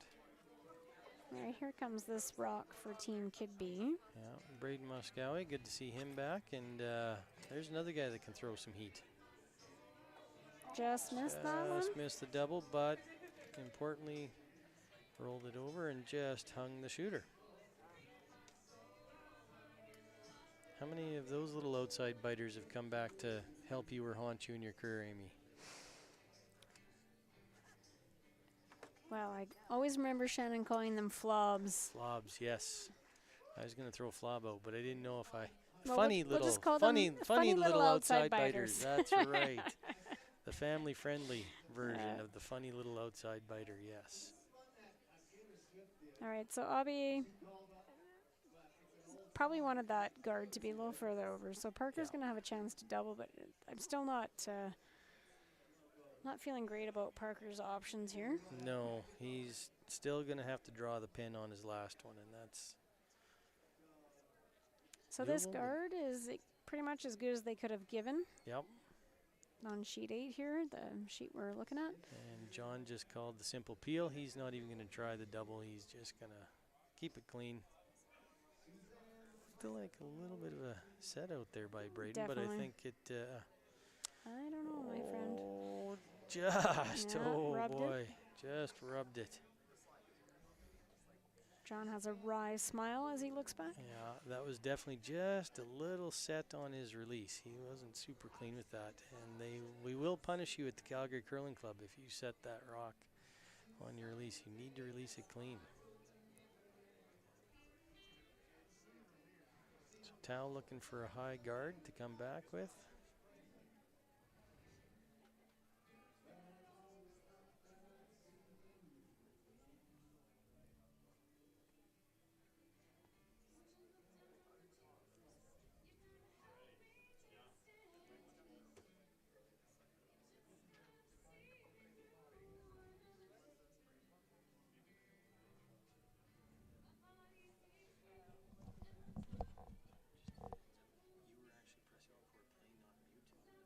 It's a tie game on sheet 1 going into the 8th end between Bernath and Skanes. Here comes Parker Conshue's rock, sheet 7. Runs it back. Well, not run back, but he made it double, so little bit more options against Abe. Abe's still in the button area, but only laying 1 at the moment. Right. And Tao's going to throw a guard. His goal here is to throw a guard so that John Morris peels it, and then he has a chance to kind of move his own rock forward with his next one. And then John will need to throw a double at some point. And that funny little outside biter might actually come into play.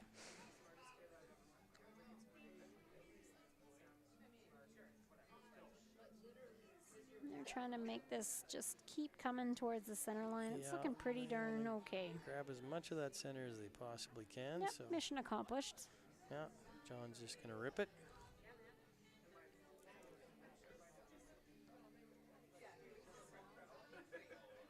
John's seeing something on the ice in the slide path or the rock path, so just making sure it's clean. Okay, and there's handshakes between Morozumi and Goring. So Goring has just conceded that game. Morozumi wins in 7 ends. Well, halfway through the 8th. Halfway through the 8th, yeah. Meek still looking in control over on sheet 2. He's still sitting shot and looks like he's got some open rocks to hit. John throwing a little cleaner release than Braden Moscowy did. I'm sure Braden's happy that I'm reminding everybody of that.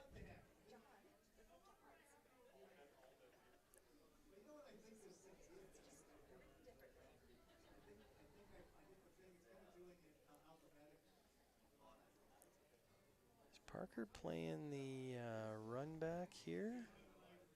I think he's, I don't know, is there a hole? Like trying to play the tick off the red rock? I think so. Yep. No. Didn't like it when he went to coming back down, saying maybe that shot wasn't there. We might come through the port here and try and pick it off the button. Tao looking to put the. I'm assuming no. Tao's got to tap this. He's got to tap. He has to tap his forward a bit. Yeah. So he's probably gonna. Tao's probably just gonna throw a back 4 foot kind of weight. Yeah, line's gonna be super critical on this shot. Yeah. You can't overthrow this. You really do have to commit to the shot. Throw the right weight.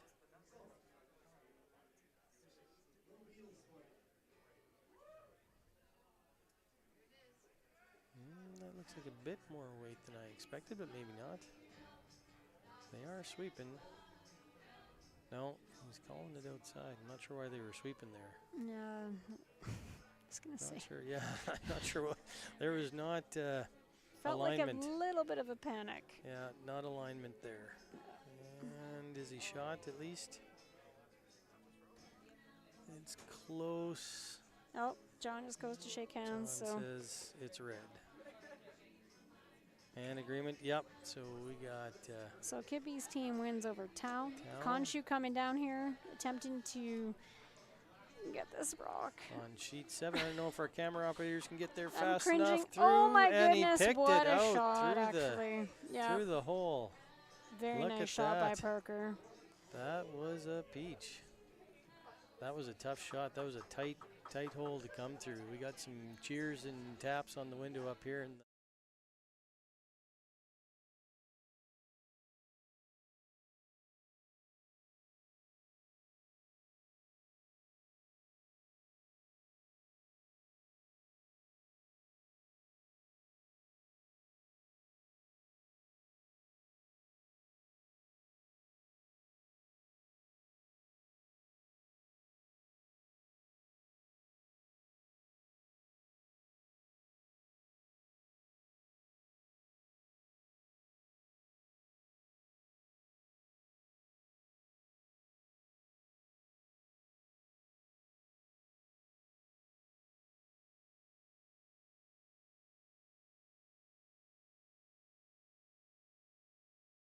this game.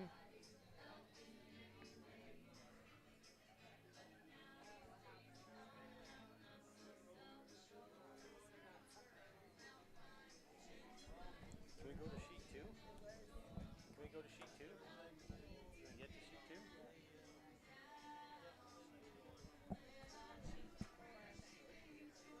So we're at Casper's first rock, and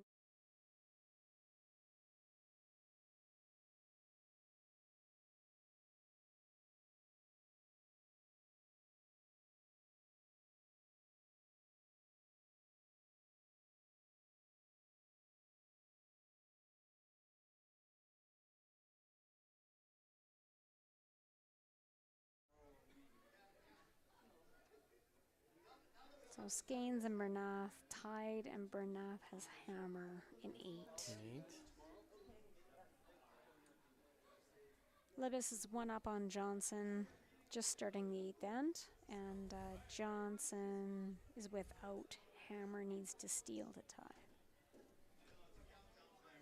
Okay, we've got our cameras focused on sheet 2 with Meek and Casper now. So Meek is leading 7-5. He's got hammer, and it's Terry's first shot.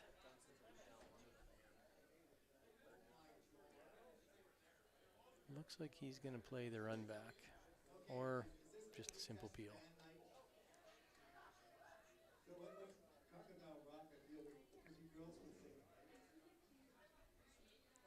I think I'd just be peeling this. Yep. Just peel, keep it simple. You're going to have a wide open hit for your last one.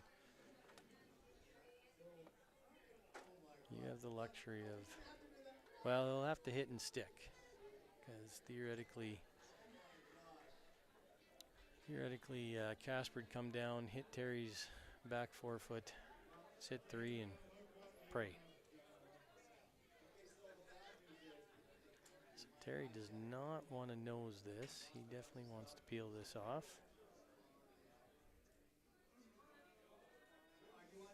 And the Ralph Rust gives a hands up. Looks like obviously the peel was made there, so Casper has a decision to make here. I don't think it's much of a decision. Make the yellow rock go away and try not to leave a double. Actually, you don't even really need to leave a double. Terry can just make one of those rocks go away, and as long as Terry's second shot, he'll win the game.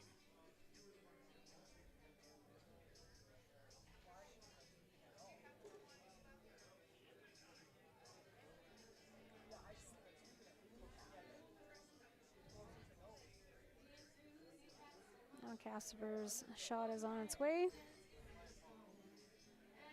They're just cleaning coming in, so they've got to be pretty close to where they wanted to be. Nose hit. And my assumption is Terry will hit one of those 2 rocks in the 4 foot. He just needs to stick around as long as he's second shot.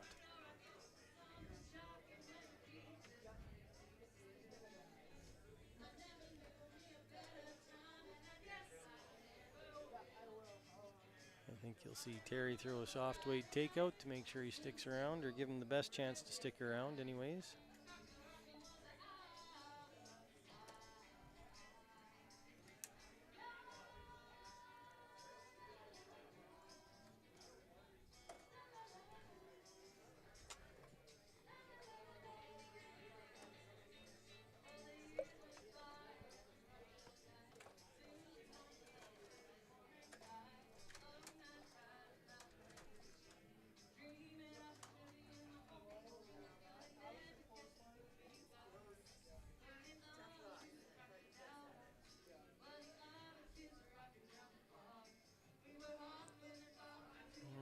Terry setting into the hack, settling in.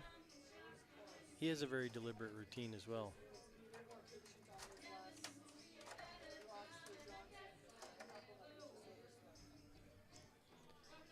Peter with the broom down, just a heavy clean.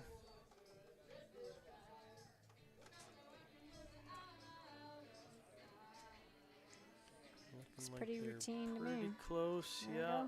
A little bit of a roll, but good enough. And it's handshakes with Meek beating Casper on sheet 2. All right. Can we go over to sheet 1? Can we go over to sheet 1? So sheet 1 is Bernath and Skeins. Again, tie game. Bernath has hammer. They're yellow.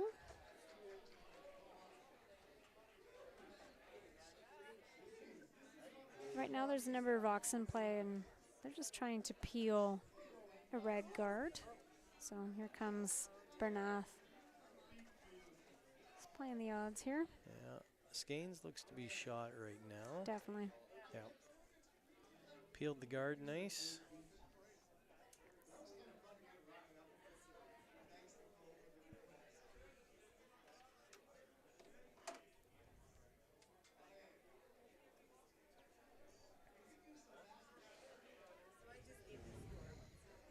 Skeins with the first of the skip rocks is going to try to put that guard back up.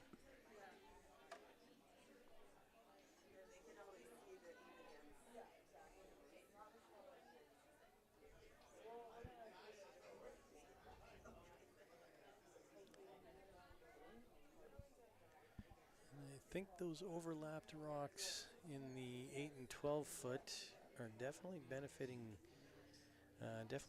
Skeins at the moment. There's no question of that. He's just looking for a high guard here. Oh. There's a lot of hands going around, Yeah, so I feel like hands. something picked. Yeah, looks like a pick. That a little bit of frustration there. Player's not giving up on it, just getting it over the hog line, but I don't know that it helps him any. Yeah, real unfortunate for them. That burns. Yeah. So Bernath is going to come down and try to double these top rocks.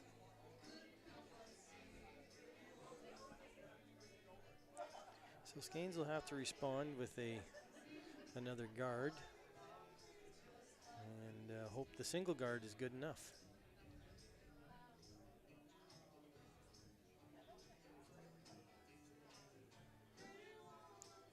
We don't think we saw, maybe we saw one pick in our game, in our feature game. Maybe, yeah. Not too many, so. Although I was playing on sheet 1 the other night, and I felt like one of my rocks picked for sure. Well. So clearly. Clearly. It wouldn't be dirty equipment or.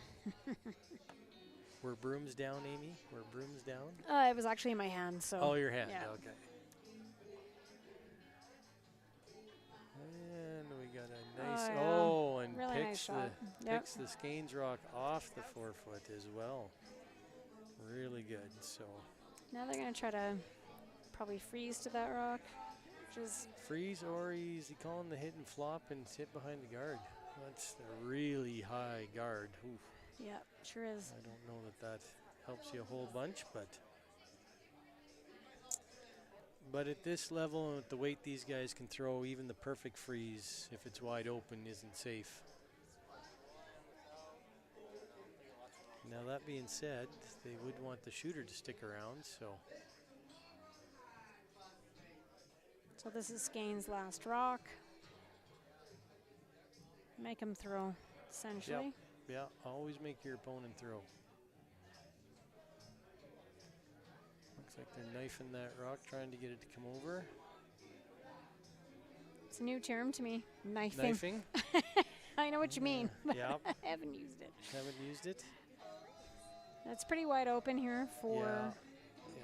Bernath. I think Bernath is just going to play a soft weight, tack to board, kind of make sure you stick around. Yep, hit and stick for the win. Wide open, hit and stick for the win. Hasn't wasted any time either. Very quickly going down there. No.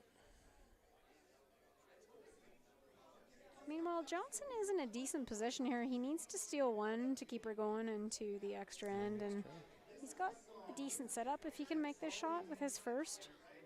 Oh no, hold on a second. It's his third's last It's rock. his third's last rock, yeah. I'll switch the cameras over to that game as soon as this last rock from Bernath is delivered.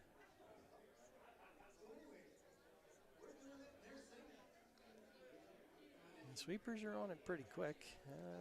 They're just cleaning now, so they should be pretty close. Yeah, Rob Johnson's team just threw that back line. No good, unfortunately.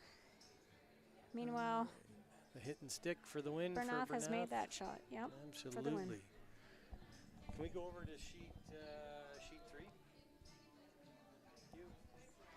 So last game on the ice, there's the 5 rocks left if you count the one coming down right now.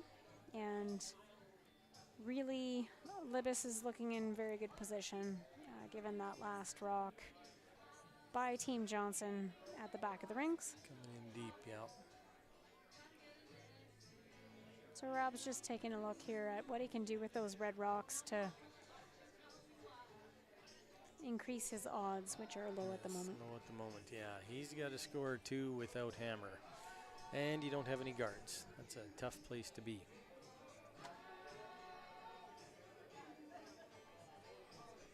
Sounds like the band is kicking it up a notch. I don't know if that's coming through on the mics or not. I think it is.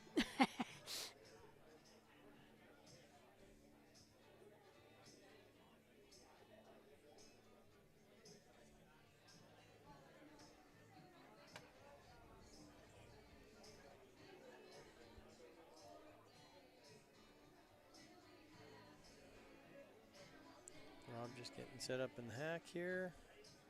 Rob originally hails from, I think, Kenora, Ontario. Yep. Nickname Robbie the Jet. Yeah, he's been around in Calgary for quite a long time. He used to slide with a steel slider. He's switched back to the Teflon. Well, he just made that double, but unfortunately, Picked he his didn't. own. Yeah, he didn't maintain the back one. No. It was a tough shot. Yep. It's kind of a not a good position. No. Kind of a hope and a wing and a prayer, Wing I and a guess. prayer, yeah.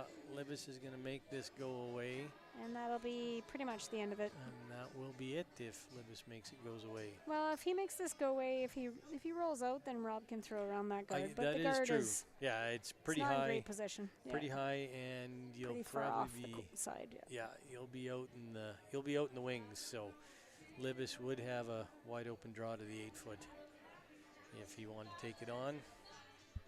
If he didn't want to play the hit.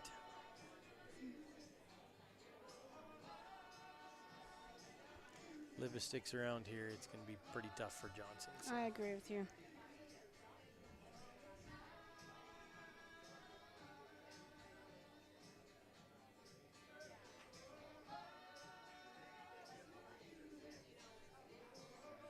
Kind of throws like Anne Merkling or Jen Hanna from Ontario. Very high. Yeah, really high.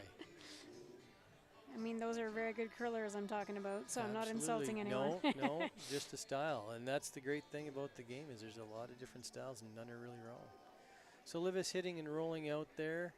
I guess you could say there's a chance for Johnson. He's going to throw his last rock. If you ask me in 5 minutes, you will be tasered. What?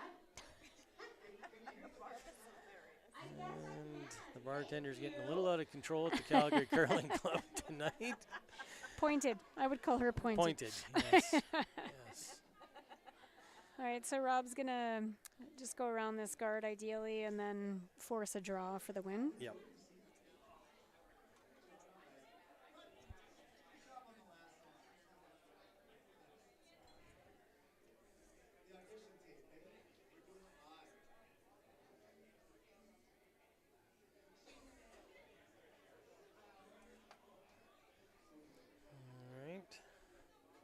Rob throwing it out. Sweepers have their brooms down. Just giving it a really light clean. They're off it now. That's looking like it's out there a ways. Needs to come. Really coming now. There it comes. Steve Thomas on the brush, trying to carve it over as far as he can to get buried. Looks like mission accomplished. He's going to force the draw for the win. Yep. Good for you, Rob. Yeah, absolutely. So Team Libis not getting sucked into anything, taking the draw. Pretty textbook end. Yeah, absolutely. From my perspective. Yep.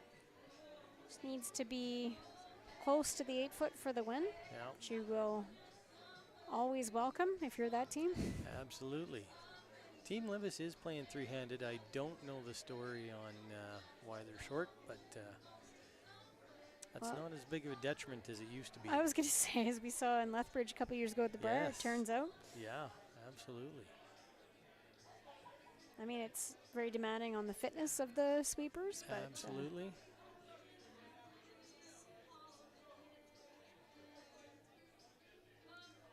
Nice clean release. Sweeper has the broom down. Just a clean coming in. Not hearing any panic in the voices. well, he stood up though. True. Oh, Is it goodness a little gracious, hot? Ignatius. This might be hot. Oh my goodness. Oh goodness. Oh no. And there you go. And Sometimes when you're patient, it works out sometimes for when you. you're patient. There you go. They're going to an extra end.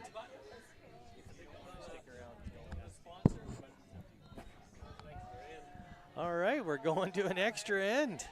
I did not call that one, folks. That's exciting. So Team Johnson with the steal in 8 against Libis.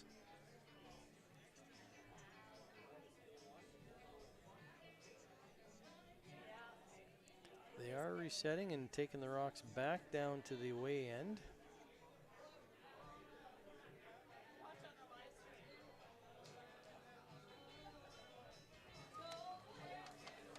I think we're just gonna head out. You don't need us, right? Yeah, no, we're good.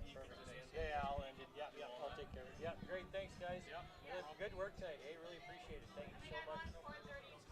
Are you? Okay, I'm here all day, so I'll see you when I get back. Ryan's game or I'm going to be really pissed. I'm on. I put myself in for the semifinals, assuming Ryan's not playing. But Okay. Well, if he is, we might have to find a that's we'll adjust. Absolutely, not a problem. Thanks, guys. Playing in the semi, I can do the semi. Sure. Thanks, guys.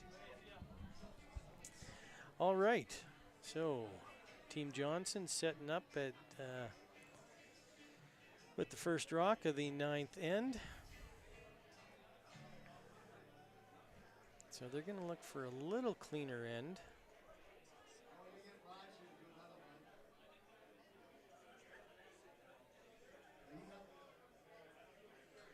Very important for the lead to keep these rocks in the free guard zone. Do not want to come into the house here.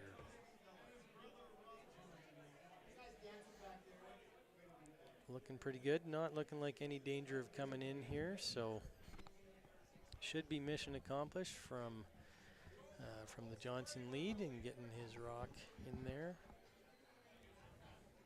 Now actually for the 1-3 guard, he did come a hair deeper than maybe he wanted. My skip always likes to ask me, what do you want to throw first, the 3 or the 1? And I always tell him, well, I'll let you know when the rock lands. I mean, it's on the center line, so that's It's good on the news. center line. That's exactly, yeah. So but it's kind of in that in-between zone, right? You want maximum distance between those rocks. So, but boy, throwing that high 1 as a lead in the extra end when you don't have hammer is, you're flirting with that hog line. It's a daunting shot.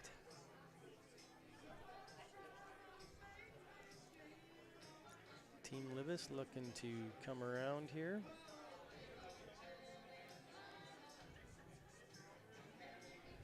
It's a real nice shot. Yep. Full 8, not quite to 4, maybe touching 4. That's pretty much perfect. That's kind of right where you want to be. Johnson has no choice. He needs to throw up the second guard. This one's going to need to be a tight one, so.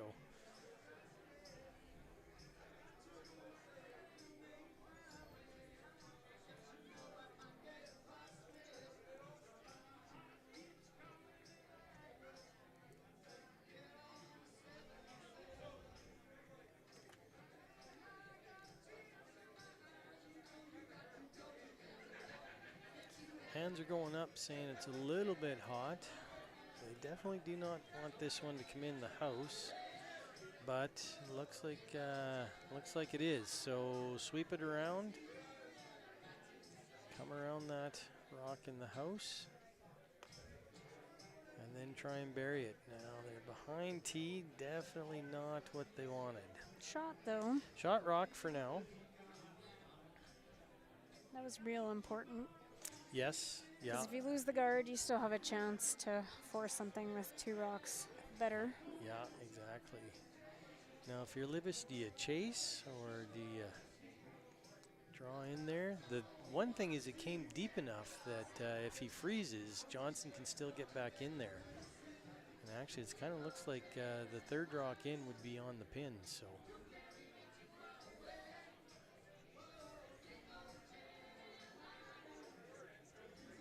Throwing back house, I think. Back Yeah, ring. looks like it. I'm thinking they're trying to play a little tap kind of.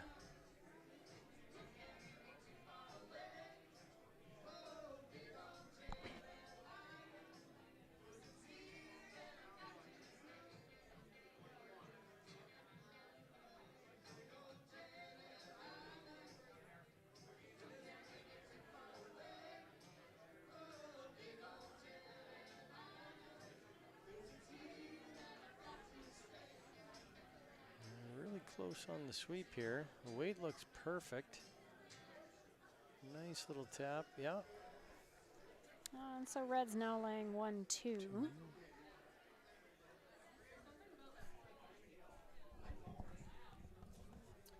The internet went down downstairs, so I just need to capture the last scores. Okay. Just off the scoreboard, you mean? Yeah, I think it's just off the scoreboard. The eighth end? Oh, okay. Oh, okay. Hang on. I'll let you figure that out.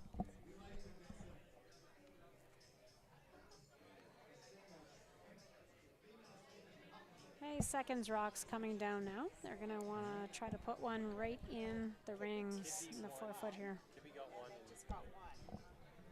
Well, this is a Okay, so Johnson coming in here. Line's looking, yeah, darn got good. by. Nice It's a little very hit and nice shot. flop behind there. They'll be okay with that result. Libis Yeah. now just going to clean up the front.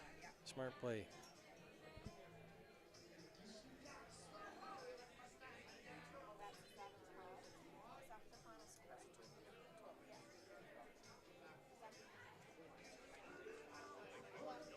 So looking just for a straight peel here.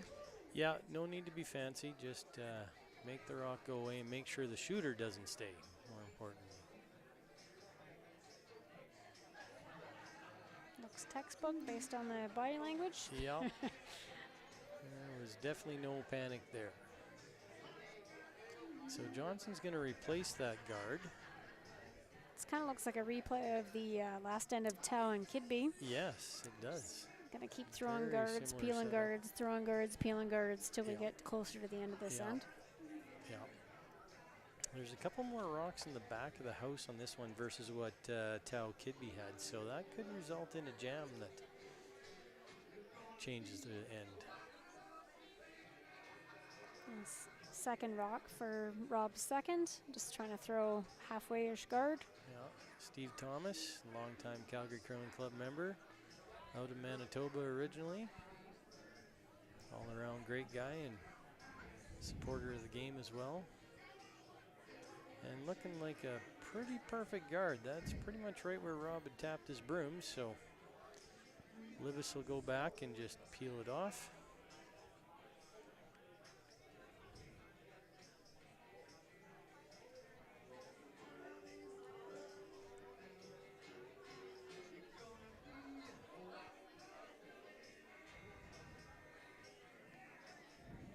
Broom down, just a nice clean. Looking again pretty automatic with the peel.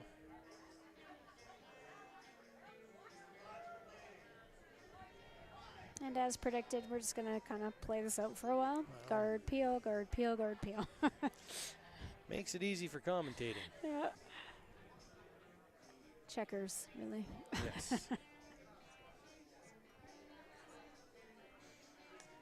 On those Wednesday night 9 o'clock draws when you're doing this and it's minus 20 out and you're like, could we just go straight to skip stones? Yeah, well, and I think my reaction when they tied here in the 8th end was, if I was on that team, I'd be like, I'm missing the beer. What are you doing then? This Okay. isn't curling as much as they would have No, liked, but no, it's Johnson's finishing a bit at the end. Oh, they're bringing it over. They're getting to center line. A little deeper than they want, maybe, Still okay. but that's all right. Libis is gonna play around here with whether or not they can Can make they some make the action double? through, Yeah. into the ring. So Did you get 2 in the 8th? peel is okay, certainly. Final score? But if they can pick their own red one off the top there, that would be all right for them as well. Richard was so far up Yeah. that so it ended in 7. It ended It's X's. Put an X. An X there Yeah. and an X here? Yeah. Okay, so then it's. So it's a 7-2. Looking relatively close. Yeah. 6-2 final. That's exactly what they were after. 6-2 final. Pretty nice shot. On sheet 5. Yeah. It's kind of clear in the middle. That's right. They shook hands. Yep. And this one too, you weren't sure of. Dunham Kozak. Well, they shook hands in 5. They didn't play out the 6th then. Okay, so. Just put X's. And then that's what happened with Johnny Moe too, right? So we're going to have another No, he scored. guard He here. scored. He scored Yeah, one. that's a right one. Scored 1. Yep.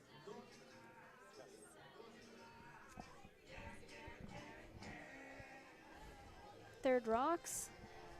Sorry. Throwing a sheet 7. mid guard. Sheet 7. Conchu Abe. Conchu 1. Conchu scored 1 to win it. Okay. It's a little tighter than they would have liked, but it's workable-ish. So now Libis is going to see if they can pick that off the back rings. Back 4 foot.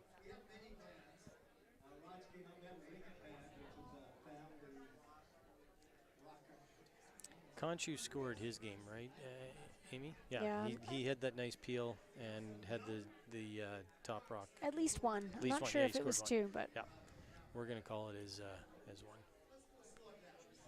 Sorry, back to our game here. he's going to try to run this through. Doesn't need to. It's not critical. Main objective is get rid of the top rock, right? Definitely. Oh, but he does. So that's an interesting. Okay, Red rock is off the center line, so center line. So not fatal. No, but not fatal, but not totally in his favor either. no, it gives Rob a chance to come around here full 4 foot, Yeah. which they're looking at right now. Exactly how much ice they're going to take. You know, it's funny when you're the team throwing the run back, it feels longer, and when you're the team who has the run back thrown against you, it feels so short. It's the same distance, but how can I maximize the distance? So this is Rob's first rock. And he's coming through the port. Interesting he's taking that turn. Must feel like he knows the line a little better, and I guess he's got a little bit of backing with the red rock on that side.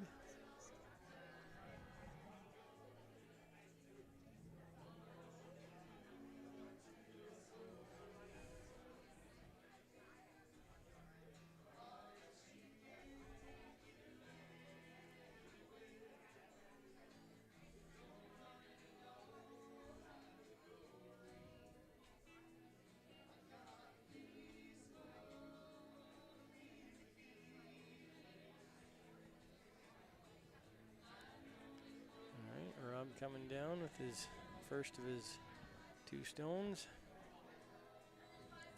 Steve Thomas on the sweep. Heavy and quick, pretty right out of the hands. They definitely need to get through the port here. A little bit on off, so they've got to be close. The weight looks really good. Oof, close. Close. A little deep, Hair deeper than you wanted, but still shot. which does create a little bit of a choice for Libis's team. They can follow him down, or they can peel that tight one.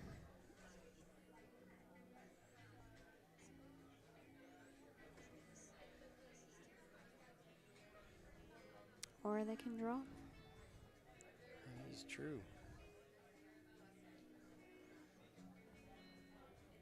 I always like to leave it up to whatever the thrower has been comfortable with. Have they been throwing hits all game? Have they been throwing draws? Well, it's tempting to throw the draw because you might have to throw the draw for the win. Absolutely, yes. That's sort of what I said earlier tonight. You just never want to give the team, the player, the same shot twice that you're playing against. Yep.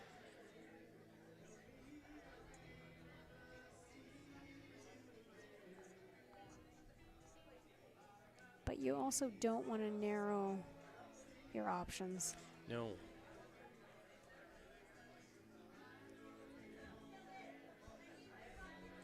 Where do you not want to place this rock? What's the worst? Right behind the pin. Right behind the pin, yes. Yeah, just sliding right behind pin, hey? Just back button is kind of a really bad place to put this. I mean, it's all good if you put it top 4. Mm-hmm. Yeah, top 4 is okay. But 2 feet can make a huge difference here.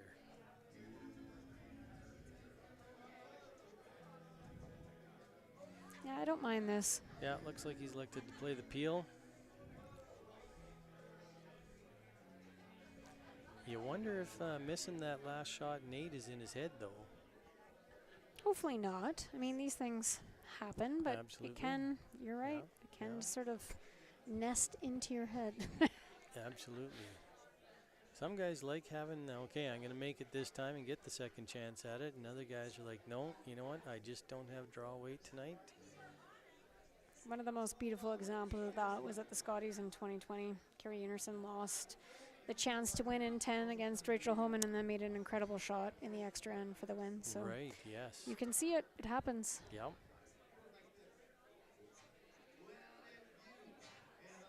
And that's just that ability to park that miss, right? Yep, staying resilient in your own way. Yep. Oh, wow. Ooh, wow. Okay, that might be the second worst possible outcome. And I don't know, I can't help but feeling that was a bit cute. Yeah. You didn't really need to worry about the back ones that much. That's true, yeah. Yeah, if you're playing the peel, just make sure you got the peel. Well, I'm not sure that they were just playing the peel. No? Were they trying to get the double? They were trying to be fancy there? And I don't know. It's really that clean up. in-betweener shot, you know? Right, yeah, yeah. So, you know, Rob's breathing new life for the moment anyway. Absolutely. So if Rob puts this top 8 foot even. Well, I think Rob needs to does he ideally need be to like top tighten it? button. Top button? Because there is a wide open in-turn draw here. Right, yeah. So. But if he does kind of get tight to the button, then he forces a draw. Probably. Yeah. And he has just thrown a similar shot, so. Yeah, so I expect Rob to be close on this one. Sweepers are on it, but that's what you want. You want to give it to your sweepers.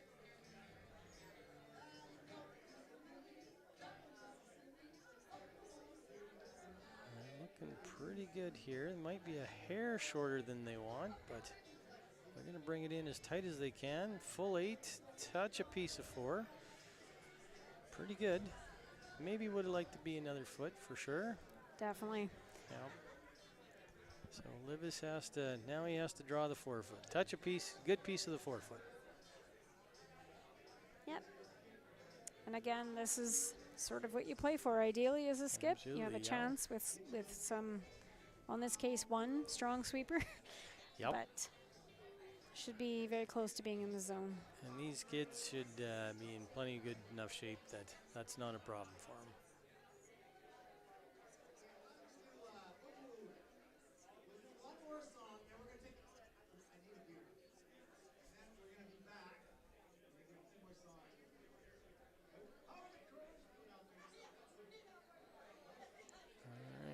Team Livis setting up in the hack. This is for the win.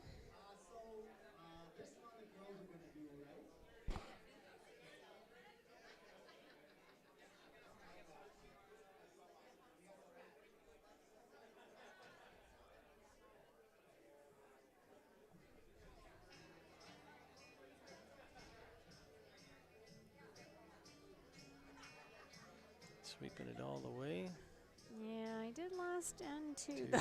Yes, that is true. This looks a little better. And I think Line they looks are great. pretty good this time, and There that you is go. a win for Team Levis.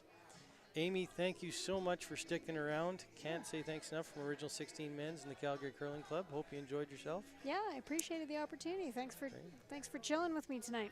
Awesome. All right, folks, we're signing off. Have a great night.